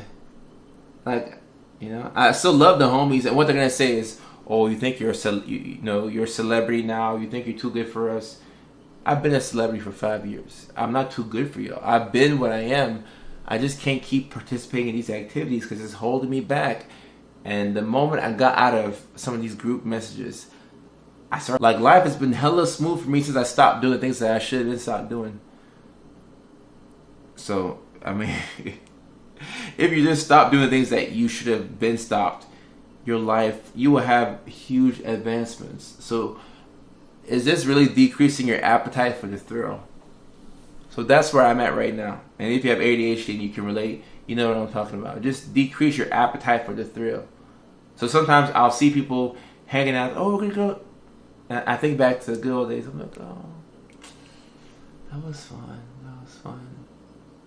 And I know that I can go out with the fellas for one night, and it's not gonna throw me off. I promise you, I'm Gucci. But you go out one night and it becomes a recurring thing, and before you know it, you get caught up in the cycle. I'm like, nah, let me just stay away from all that. Let me just get my 8 hours of sleep, hang out with my dog. I'll be at the crib. I'll go live. Let me go live on TikTok. Let me go live on YouTube. Let me get some sleep. Let me call my mom. Let me play Madden with the guys. You know? Yeah. If the shoe fits, the shoe fits. And it's not that you're a bad person. Everybody has, an Achilles heel. But if you have one of these neurodivergent brains and you love the thrill, you gotta decrease your appetite for the thrill. The magic comes from the boring, the everyday monotonous things. That's where the magic comes from. If you can just wake up every day and do the same thing every day, and go to the gym and eat clean as best as you can, get your protein in, hit your protein goal as best as you can, put it in your cereal, put it in your milk, chew your neuro gum, use your man spot, do whatever you have to do. As long as you can stay out of the way, you'll be fine. Consistency and repetition. And also, when you do something over and over with consistency, it builds up your self-confidence. You start to feel so good about yourself because now, woke up and went to the gym and you didn't do drugs, and you do it again the next day. after a couple of days, you start to feel like a rock star. And you start to feel better. You start to look better. I was 223 in March. And I'm not acting like 223 is overweight. I'm 6'3", so 223, like, it looks okay on me. But I was just kind of drinking a little bit too much alcohol. I went home from my nephew's baby shower. My sister made a comment that my face was like kind of like getting big, you know. And only I was aware of that. But then she called it out. I'm like, damn, people can see my face is getting big. I got so pissed. I stopped drinking alcohol. I said, all right, I got the message. Quit alcohol. We'll undercut. I'm 205 right now. I'm down 18 pounds. I'm the most lean that I've ever been in my life. I'm in the best shape of my life. I look good. I look in the mirror. I can't stop looking in the mirror because I'm so damn handsome. I be admiring myself to the point where it's freaky. I love how I look. I show up late to places because I admire myself. Because I'm proud of the work that I put in. I'm sober. I'm going to the gym in the morning. I went to the gym this morning. I want to stay out of trouble and just take care of myself. Once you start to put, you know, some key habits, you know, in order, you just start to feel so much better by yourself. So, if the shoe fits, guys, I'm telling you, you can do it. Julia, I gotta call my mom. Yeah, you're right. Eve, I appreciate you. And look, Eve, temptation is always going to be there. Lust. Think about how many of us deal with that. I can't go on Instagram without... I don't know what it is about the explore page, but sometimes y'all get tired of seeing like, oh man, we're not gonna get into it. But temptation, yeah, it gets out of hand. I remember I was in college and I was dating a girl who was in a sorority. She invited me to go out to the lounge with her. She said, we're going out to the lounge with the girls. Could come out to the lounge? I said, I'm good. I don't want to go out to the lounge. Whenever I go out, like, I get in trouble. I'll just stay at home and I'll just steady.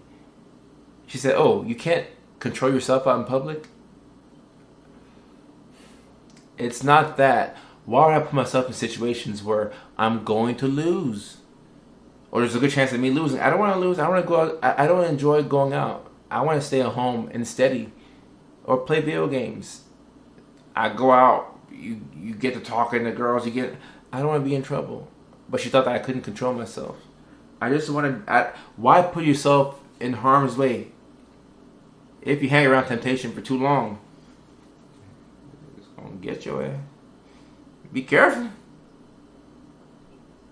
Be careful. Thank you, Doc. I appreciate you. Neurospasty nurse from Australia. What's going on? Temptation, you got to be careful. You got to be careful. You got to be careful. You know, and...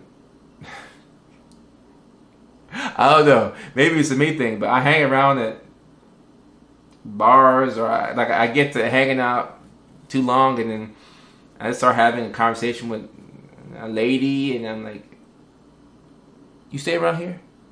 Where you stay at? You get to ask too many questions before you know you're in trouble. You know, I'm Gucci, man. I don't need, you know, I'm good. No heart attacks from my lawyers. Can an ADHD partner with a long history of partners and lying sustain a monogamous relationship? Ooh, goddamn. I was trying to go to bed, but you asking some good ass questions right now. Can an ADHD partner with a long history of partners and lying sustain a monogamous relationship? Yes, I do believe that you can sustain a monogamous relationship if you have ADHD and you've had a long history of partners. If you've been somebody who has cheated before in the past and has been a theme in your relationships and you have ADHD, even if you don't have it, you can still be in a monogamous relationship. What has got to change is that you have to want it for yourself. You can't do it for the other person. You can't just say, oh, I met this person that I really like. This time I'm not going to cheat. You have to have a standard that you set for yourself. There's a bar. Your character has to improve. And I'm not saying that if you have ADHD, you're not a high character individual. If you have ADHD, or if you have some, whatever condition you have that's making you cheat or just get in trouble, you have to learn how to position yourself to not be in those positions where you could lose. So if you know that you have a long history of partners and you're used to being with a lot of people, don't put yourself in positions where you're going to lose. Like going out to the lounges or the bars, or, you know, like I just came back from a Facebook event in Menlo Park by San Francisco. I went out there, tons of influencers. The party was going on till 10. A lot of attractive women out there, and, you know, I'm sure the ladies saw a lot of handsome dudes. I go out there, have a good time. I say well to people, I connect, and then 7 to 8, I leave. Next day they had like another mixer. I just skipped it. Flew back home. I don't have to be out so late. I don't have to be at every single damn thing, because I'm going to get in trouble. Because I've gotten in trouble before. I've already made these mistakes. You get to hanging out late, and, you know, and then like, where you stay at? What you doing? Nah, don't do that. But you have to develop a certain amount of respect for yourself. And mental health conditions are not an excuse to do wrong by people or to do wrong by yourself. So if you know that you have an appetite for thrill or new experiences or novelty, just don't put yourself in positions where you're going to lose. You know, and just understand that, hey, I like this thing too much, I'm going to stay away from it. And then also replace that thrill with a healthier thrill. You know, like what's another, like, that's why I keep going back to video games. I know that video game addiction is a real thing, and it can be bad, guys. I don't want y'all to think that video games are benign, but replace it with something else that you can do, working out. You just don't want to say, I'm going to stop this and have no alternative. You know, but over time, your character will improve as your habits improve. You know, but ADHD is not a character flaw, and neither is autism or any mental health condition. It's just an explanation for the behaviors that you exhibit. But if the person that you're with, you know, you and them want to have a monogamous relationship, hey, if you mess up one time,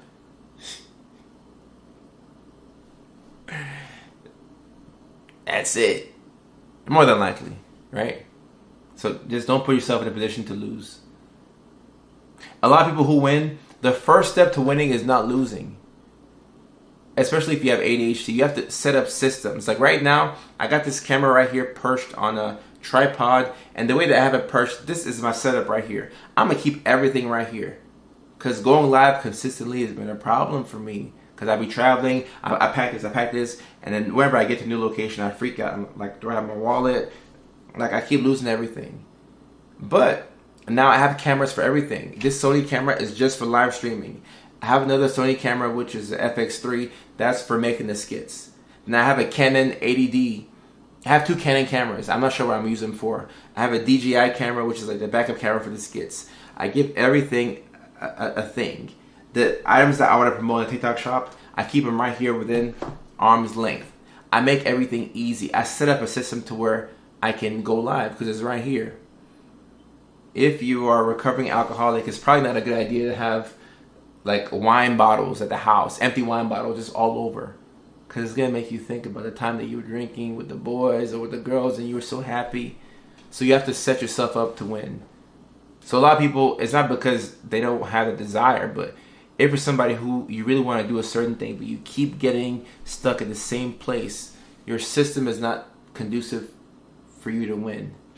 You're not set up to win, but your intentions are pure. So you have to set yourself up to win. And that's what I'm learning right now. That's what I'm working on right now with my team. Set myself up to win. Make things as automatic as possible. Set yourself up to win as best as possible. And it's pretty damn hard to lose when you're set up to win. You can still lose though. But you have to go out of your way to lose, as opposed to you lose by default when you have a system.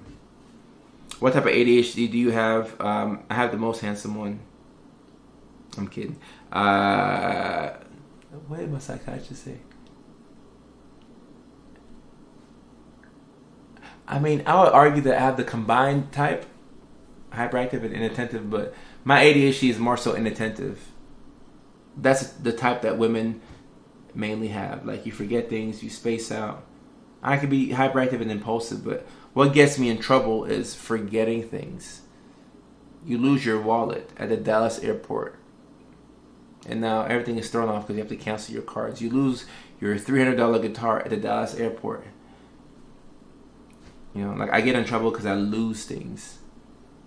I mean, I've gotten in trouble before from impulsivity, but losing key things and being late, I think has, I mean, damn, both of them have hurt me, but losing things has really got me.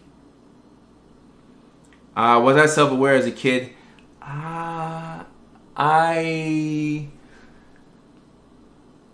No. No, I wasn't as self-aware as a kid. I wouldn't say I was.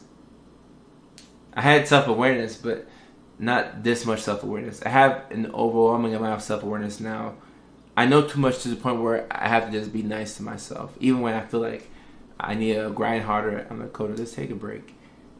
Relax. Play some Madden, video games. And I don't beat myself up for mistakes nowadays. I'll make a bad mistake, a bad one, and I'll act like nothing happened. I'm like Brett Favre. I'll throw a pick six, put me back in the game, coach. I don't throw a touchdown on the very next drive. Oh, the time blindness is wicked.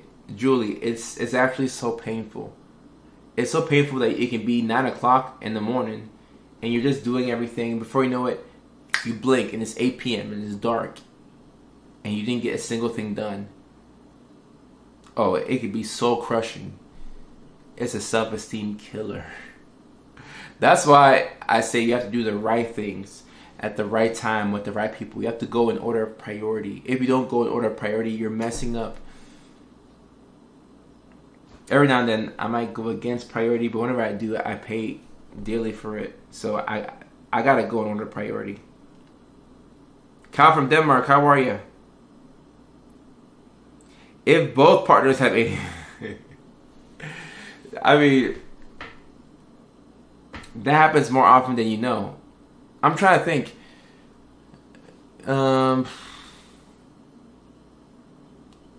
I don't remember the last girl I dated that didn't have ADHD or autism or both.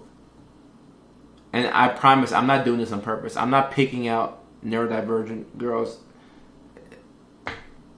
And I don't think that they're picking me out on purpose, but I just have the cookie crumbles. I'm trying to think of the last, I don't want to say normal. I don't want to say the last normal girl, but y'all know what I'm trying to say. The last neurotypical. Yeah, neurotypical. No, I don't remember the last neurotypical girl I've dated. I don't think I've ever dated a neurotypical woman before in my life. Maybe when I was like a kid, 17, 18. Yeah. Yeah. That's crazy. I'm not doing it on purpose. It just happens to be like that. I think you just kind of find your way to people who communicate in the way that you communicate. You know, like if you have ADHD and, you know, you go fast and you mutually love bomb each other, you know, they probably got ADHD too. You know, so how else do you think that they understand you? When you're like, damn, this person really understands me. It's because they're the same thing. They're the same damn thing. That's why. Not until my son was diagnosed did I start understanding why I'm divorced. Dad definitely has ADHD. You see what I'm talking about? Y'all both got the same thing. No wonder why. Y'all both have the same thing. Y'all both got the same thing.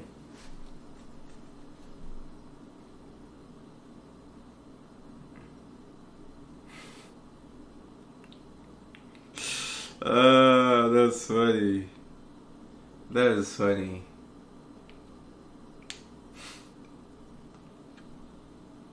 Oh, Benjamin, what was your question on on YouTube?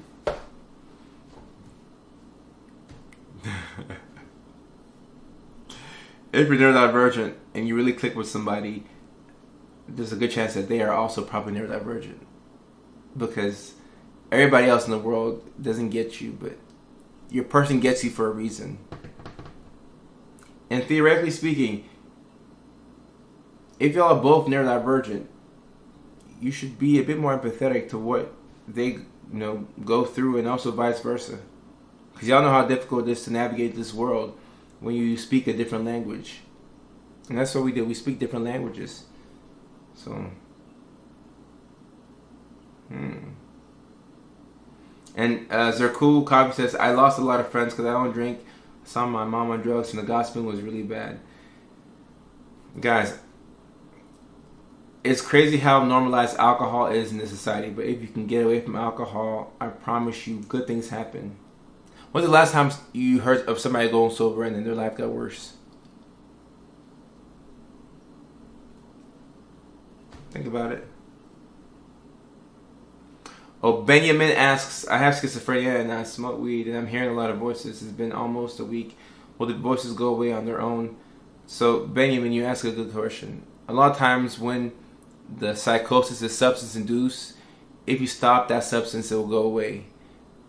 However, if you do have schizophrenia or bipolar disorder, those two specifically, sometimes the substances can trigger a potential psychotic episode where the psychosis won't go away, unless you get some medications. And I tell people all the time, if you have schizophrenia or bipolar disorder, you should be especially careful with cannabis. Very careful. Very careful. Extremely careful. Stan, I'm doing good. How about you? Eve, a lot of people who think that they have ADHD can, sometimes when they go get the assessment, they find that they do have it. And Molly says, how do you find other neurodivergence easily? Guys, I don't know how I'm doing this. I'm not doing this on purpose. I promise you. I'm not doing this on purpose. I keep bringing into neurodivergence everywhere I go. And it's not because I'm Dr. Kojo and people know that that's what I post about. It'll be me being in situations where people don't know me. And I don't know who they are. And we'll sober into each other. Like, we'll just have a random conversation and we'll be talking about things that make sense. Not like surface level conversations like, oh, what's the weather like today? Like, we'll both be oversharing. We'll both be... Like, I just get into conversation. I don't have surface level conversations. Maybe that's why. Like, the conversations that I have with people will sound like this. It'll be like real conversations where I'm asking about, oh, like, where are you from? Where'd you grow up? I grew up in Nashville, Tennessee. Oh, you're from Milwaukee, Wisconsin. Okay, yeah, just, like, we used to have a cable guy come and hook up the cable illegally because we couldn't afford it. Oh, you too? Okay, yeah. I grew up on Section 8 housing. Like, we're talking about real things that matter. We're not just talking about surface level conversations. So that could be why I keep finding neurodivergence, but I'm not doing it on purpose. Now, it's easier to talk to neurodivergence, but I am not doing this on purpose. I promise you. I'm not looking for neurodivergent people to I mean, I'll talk to anybody, but I have to go and do a case study of myself and figure out why. Now I want to know why all the girls I dated in the past at least 6-7 years have all been neurodivergent. I want to know why. I want to know why.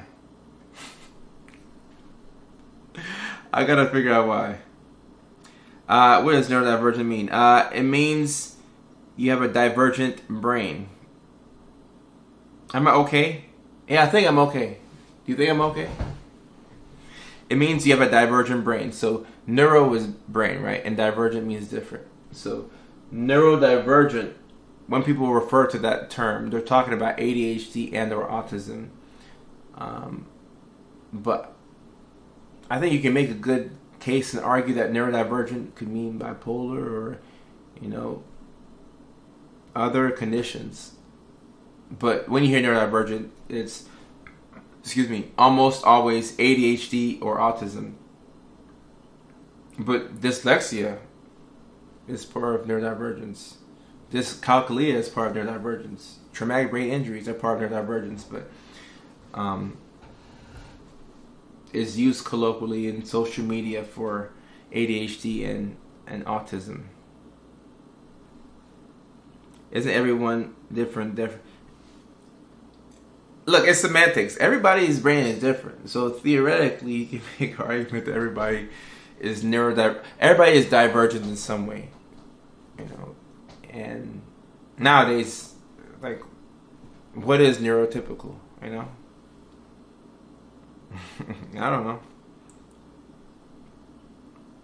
Brown Girl in Bloom, thank you so much. I'm happy that I inspired you to go back to school. These are some of the comments that, like, a comment like this can stick with me for weeks and months, and it can take me through, you know, some tough times in my life. So when I see these comments, I really do appreciate it, and I'm hoping that you're enjoying school, and welcome to the profession. Listen to your patients, have fun, and take care of yourself. Siva says, I rest my case. OCD is neurodivergent. I agree. And somebody, I cannot see your name here, but I got diagnosed with autism level 2 September 10th. I feel extreme relief. See,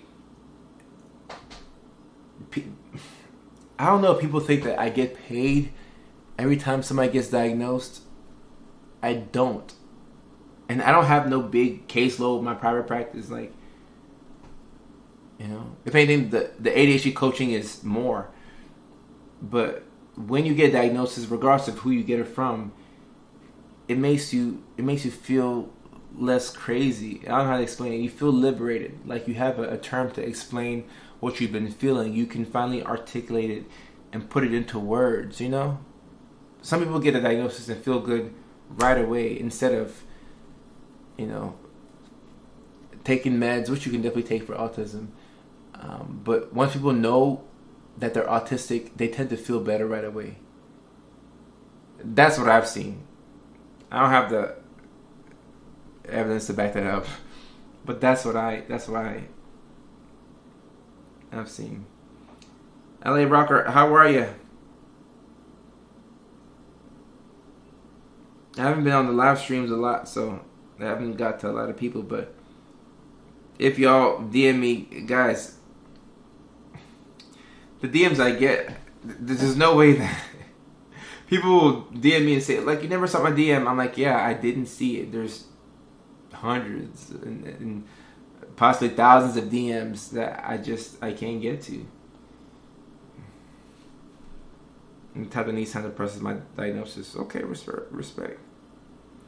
Psychiatry is not my major, but everywhere I go, people. See, but it could be your own neurodivergence. You're in law school, so how do you keep coming across?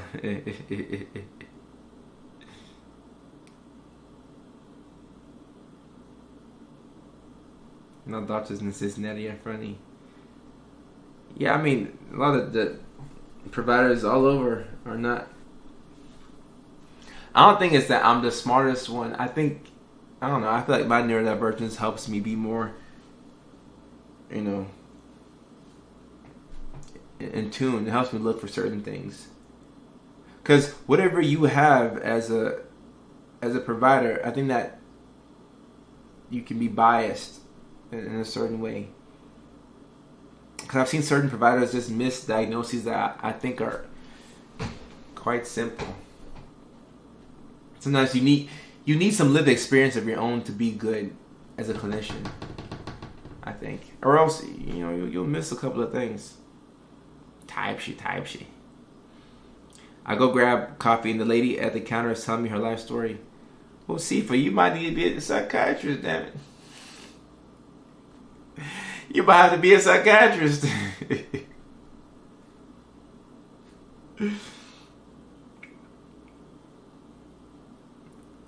I don't know if I'm the smartest person in every room.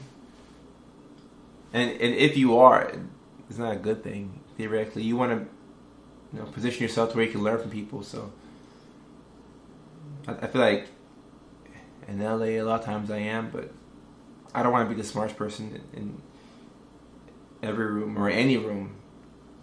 I really wish I could be I don't want to say the dumbest, but I want to learn from people.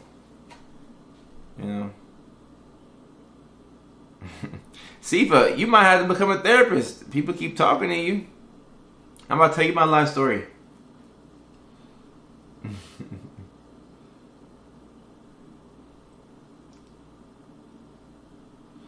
And Zara Kulfrey on YouTube, I see the conversations about the high potency THC. Guys, the THC nowadays in the cannabis is not what your parents were smoking. This stuff is way more potent. This stuff is starting to feel like real drugs at this point.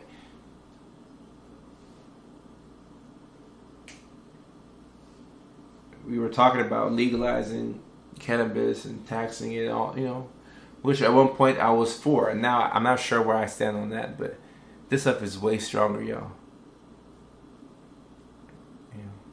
This stuff is way stronger.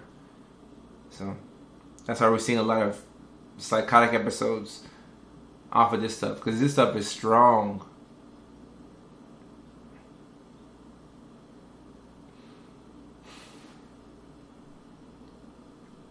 I agree, Uros is boring. Being near that version allows me to see the obvious. On the downside, I have no filter.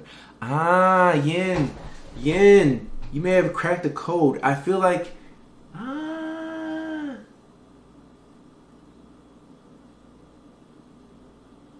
maybe me being neurodivergent helps me see the obvious that other people can't see. I got superpowers. I got superpowers. Oh, wow. They sent your uncle home because he was autistic? The sergeant seen the autism in your uncle. And Sifa, no, I didn't go out tonight. I did not go out tonight. I don't like going out. But I mean, I can. I'll go out every now and then. I might go out tomorrow night. I say that now, but then tomorrow night comes and I'm like, I want to stay at home and play games and go live. I want to go live. Why am I dressed up then? Because I want to be excellent. I just feel like being handsome today. I feel like being extra handsome. That's why I'm dressed up. Tomorrow, I'll probably even be more spiffy. You see me today, wait till tomorrow. I'll be more handsome. Just give me 24 hours.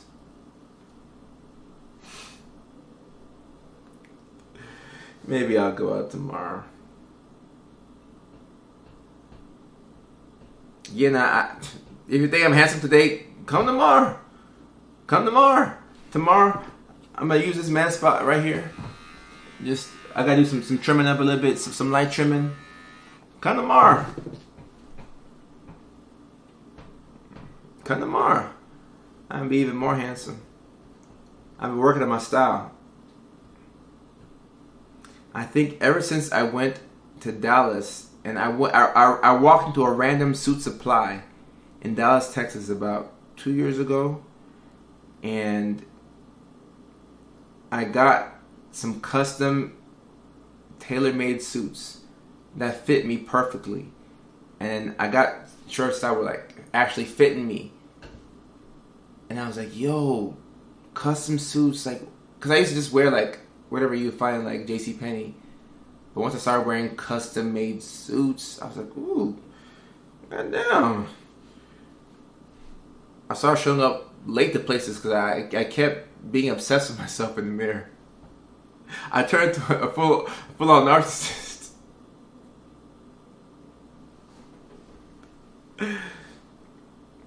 Brother Koda, you're handsome without the fancy clothes.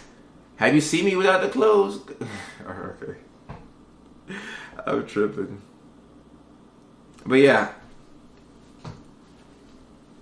Suit Supply was where I got my my drip from. But their stuff is expensive. So, I mean, it's still my go-to for all my custom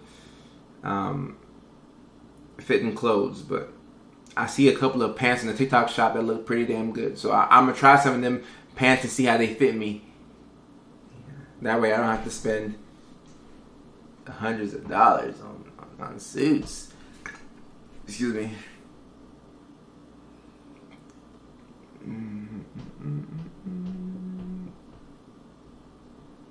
If it makes you happy, then why not? Oh no, it do make me happy. It do make me happy, but I think I'll say it this way though, so I'll be fine. You know, some of the custom stuff doesn't fit when you lose some weight. I lost 18 pounds. So now I have to go get refit.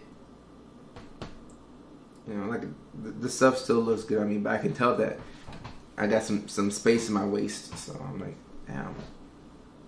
Or I can just put the weight back on.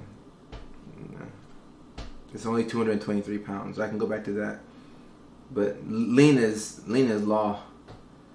I feel like I'm in my lean era right now. Caddy, I'm good. How are you?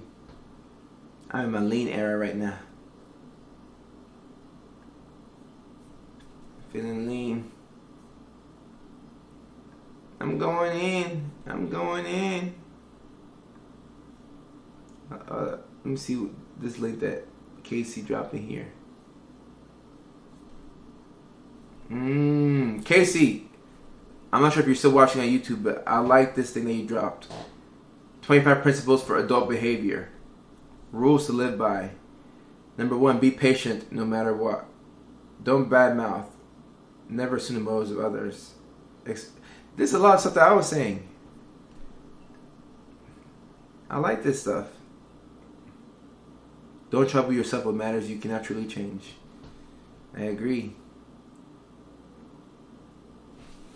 Scott, how are you? I appreciate you. And I think that's a drastic weight change. Yeah. 223 or 208. 207, 205, something like that. Oh yeah. I'm definitely healthy. And gaining weight is hard for me, but losing weight was a little hard this time because I'm getting up there in age. You know, daddy's bones are getting old. Getting old. But yeah, this cut was intentional. But I don't know. I haven't been under 200 pounds in a while. I might go up to 195. That would be like the lowest I go. Maybe 200. I mean, I feel pretty damn good right here. I might just stay right here. Northern Ireland. Okay, wow. I want to come out to Northern Ireland one day. That's the UK, I think. I hope so I can flex my international knowledge. But yeah, see, I'm feeling healthy. I'm feeling funky. I'm feeling funky. I'm feeling healthy. How did I lose the weight? Running, and I also did do some fasting. I was eating one meal a day, but it was like a big meal. Kava. I don't know if y'all have heard of kava. I will have a comedy show in Northern Ireland one day, and I would love to come out there and meet all of my Irish people. Scott, let's speak into existence. Mashallah fasting, yeah, mashallah fasting. One big meal, one huge meal a day was what I was doing. So I would eat my kava. I mean, that meal would be like maybe 1,300 calories, like a big meal.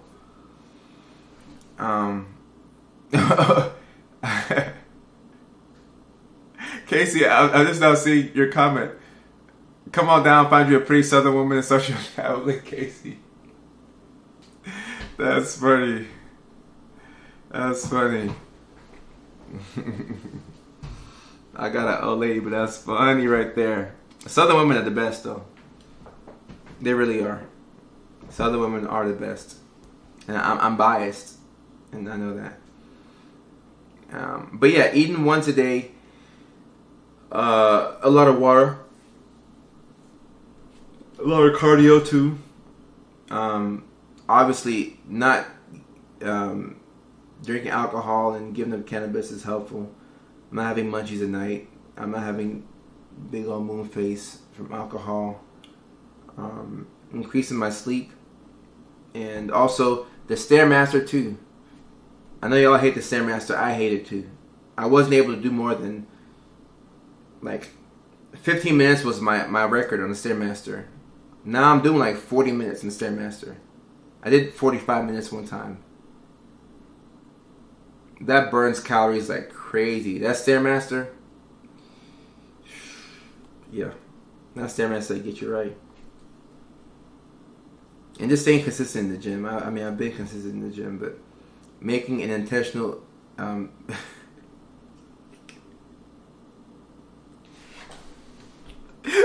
Bye preview.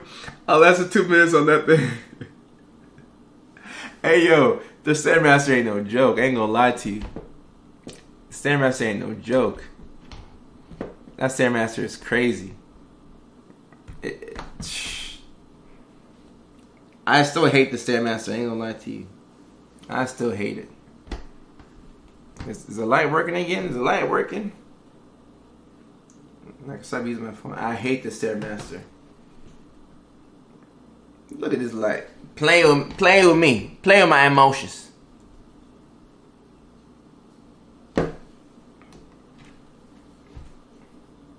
What did you get up today? What do you mean by that? Like, how much was my bench today? Is that what you mean?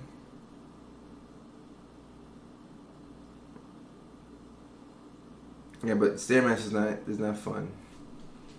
Not fun at all.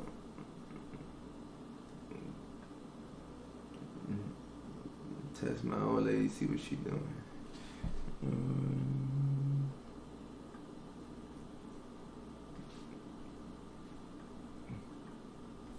Took a day trip, we on Sunset. Oh, what did I do? What did I do today? Miranda, I'm doing good. How about you? Today, per usual, nothing different. Went live. I had patience. Hit the gym. I went to a new gym today. Went to a new restaurant today.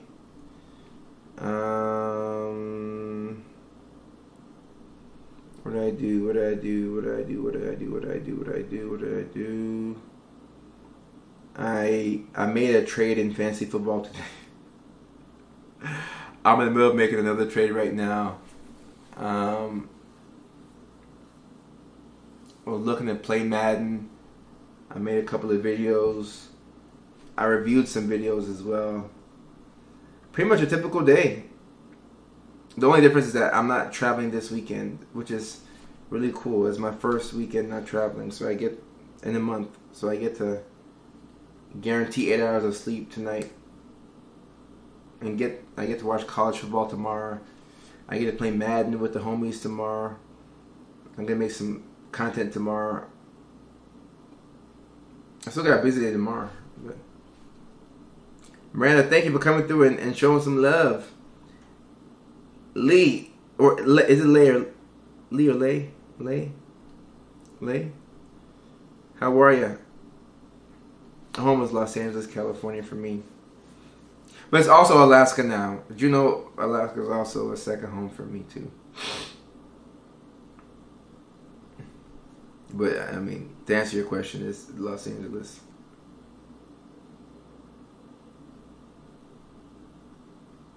Yeah, I am excited to try this weekend. And I mean, I'm still doing a lot, but I'm not moving up and down, so that'll be cool. That'll be cool. I'm excited to get 8 hours of sleep tonight, and then Sunday, and then Monday. Oh, catch a can. So you're from Southeast Alaska. Okay. I haven't been to Ketchikan, but you know, Southeast Alaska is home for me too. So I consider Ketchikan to be part of my home. Oh, my hobbies. I'm gonna love watching football. I like playing guitar. I gave my old lady's brother one of my favorite guitars, so I gotta go buy another guitar. I'm gonna have to buy one tomorrow if I can remember it.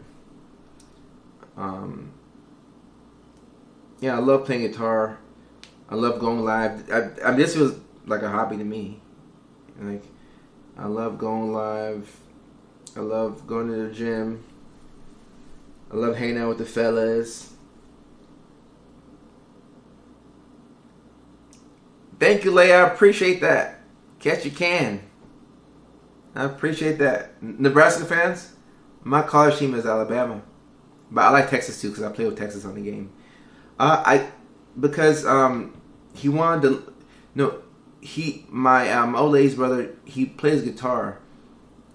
But I was on my way from Alaska to LA, and I was bringing all my stuff back, and I didn't have enough space. So I'm not that good at packing, and I wasn't aware that you can put stuff in like a vacuum seal.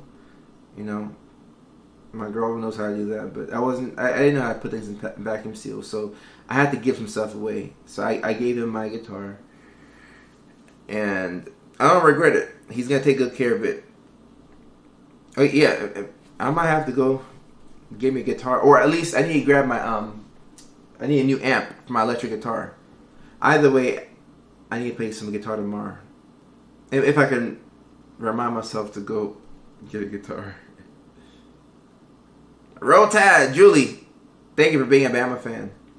So yeah, I mean, I'm a simple guy. I like guitar. I like football. I like spending time with the boys, the fellas. Hanging out with my dog. Like, I like reading now. I'm learning how to read again. I write. So, yeah, nothing too crazy. Like, I'm not, like, my life, I wouldn't say my life is boring, but it's uneventful most days. And that, then, I have like big events and stuff, but for the most part, it's just uneventful. And it's chill, or we're not doing anything too crazy. I have Native ancestry in Alaska. Okay. Have you been? Alaska's remarkable. How the new visa thing affecting me? It hit me pretty hard. I got about 30 days to find an American wife. So, just pray for me. Do you treat schizophrenia? I do. I love researching about schizophrenia, actually. It's one of my favorite things to research and learn how to treat the condition better. Anything new and exciting planned?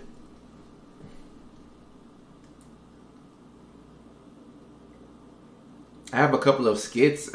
I have some wild skit ideas that I want to bring to life.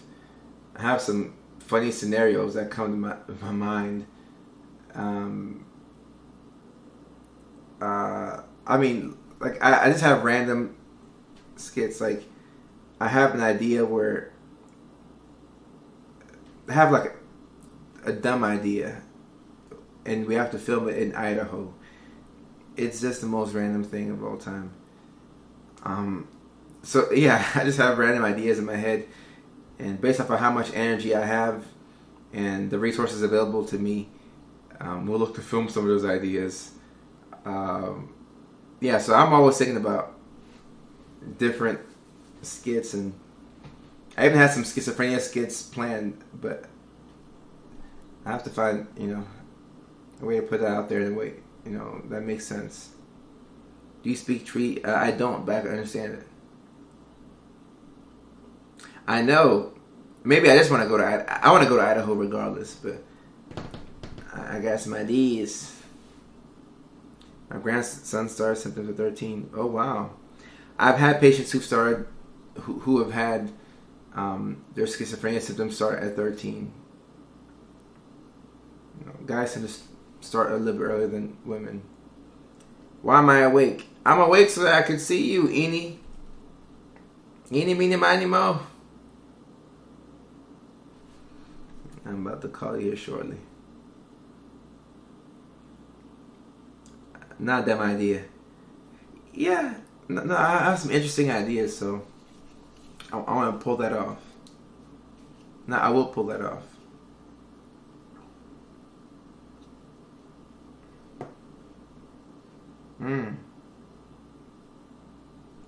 Eeny, meeny, miny, mo. Catch a tiger by his toe. Eeny's a creator and coach. Put me in the game, coach. St. Louis, Missouri. Creating a life I love. UGC St. Louis. I love that. Entrepreneur and the coach. Somebody's name is Snow Bunny Katie. That's hilarious. Sorry to call you out, Katie, but that's a hilarious name. That's a great name, Snow Bunny Katie. Like, the way this thing is so comfortable, you just keep messing with it. It's just so comfortable. You just want to hold it. See if I appreciate you. Eeny, meeny, miny, mo. Let me see. 12:06 on the West Coast. 8 hours of sleep. Workout at 9 o'clock. Okay. Cool. Are y'all gonna get good sleep? Yeah, I think it is a sensory thing. I really think so too. I'm probably stimming by holding this thing. Look at what I'm doing. And this is typical Kojo. Disappear from live stream for a while, and then come back on here for 4 hours.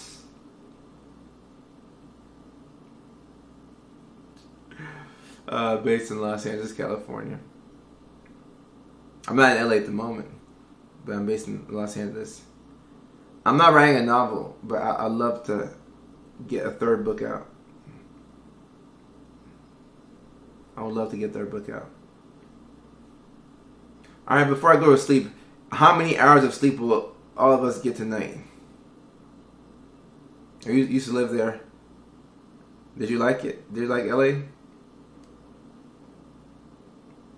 How much sleep are we getting tonight, y'all? I'm getting 8.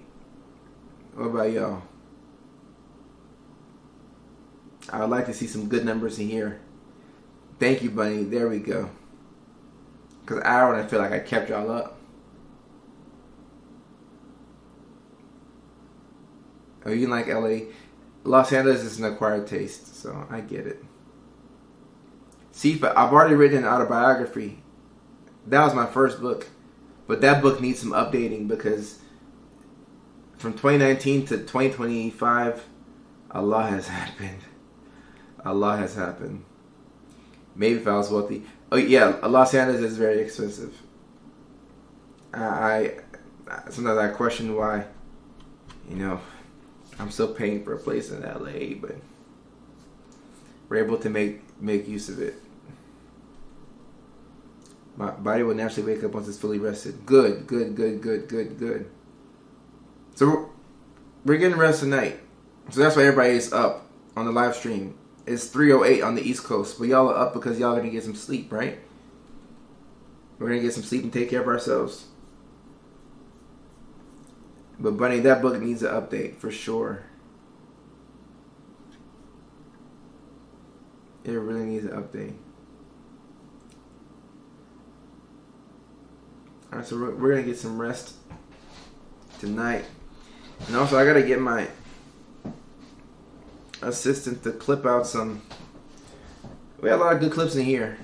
The clipping is something that my team is getting better at doing because not everybody has time to kick with me for 4 hours straight. Those of y'all who did, I appreciate y'all and I love y'all. And those of y'all who, this guy here for a couple of moments, I certainly appreciate you all as well.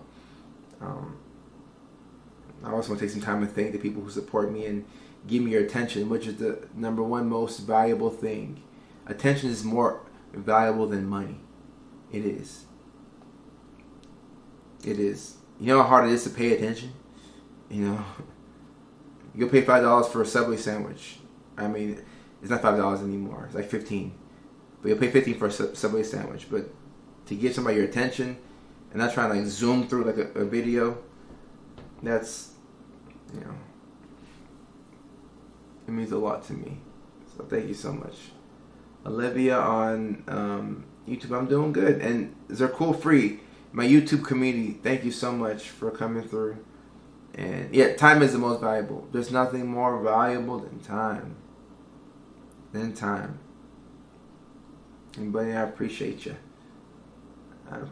So, alright, let's go get this sleep, y'all. Let's go get 8-9 hours at a minimum if we can get it. If not, please get the sleep that you can get. I'm gonna go get my 8 hours of sleep, hit the gym in the morning, you know, knock out some tasks while watching football. I'm excited to watch football tomorrow. I can't wait to watch football and play video games and watch more football.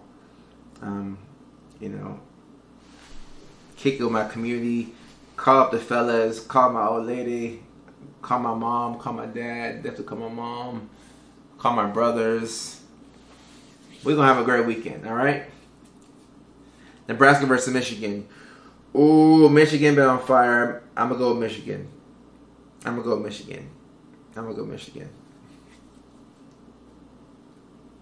Oh, a prayer?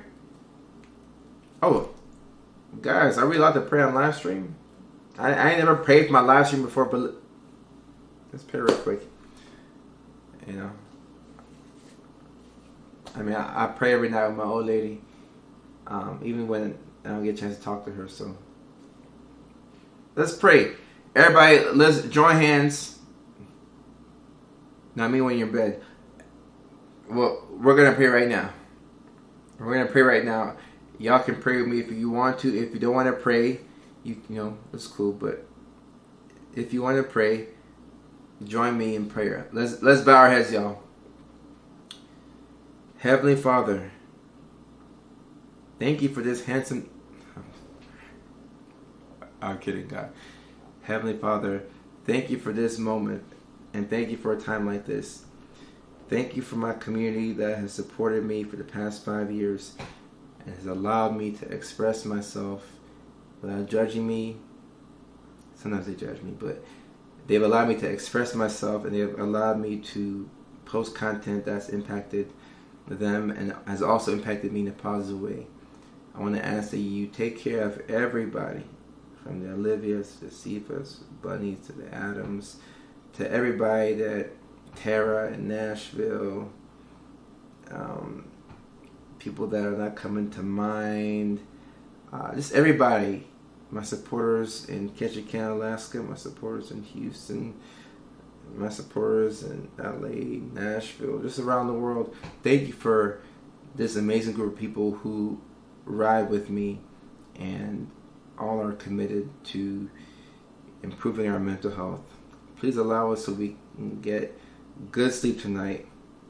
Please take care of our family members and our loved ones, and allow us to be kinder to ourselves, and also allow us to be a light to other people and help us so that we can be more present and we can be more grateful, and we can find ways to help other people be more present and grateful and thankful.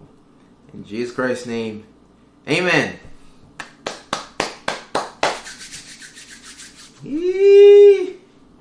Thank you for letting me pray with y'all. I appreciate that. I'm gonna go get some rest. So actually, before I get some rest, I'm gonna go take a quick dump, and I'm gonna go get some rest. So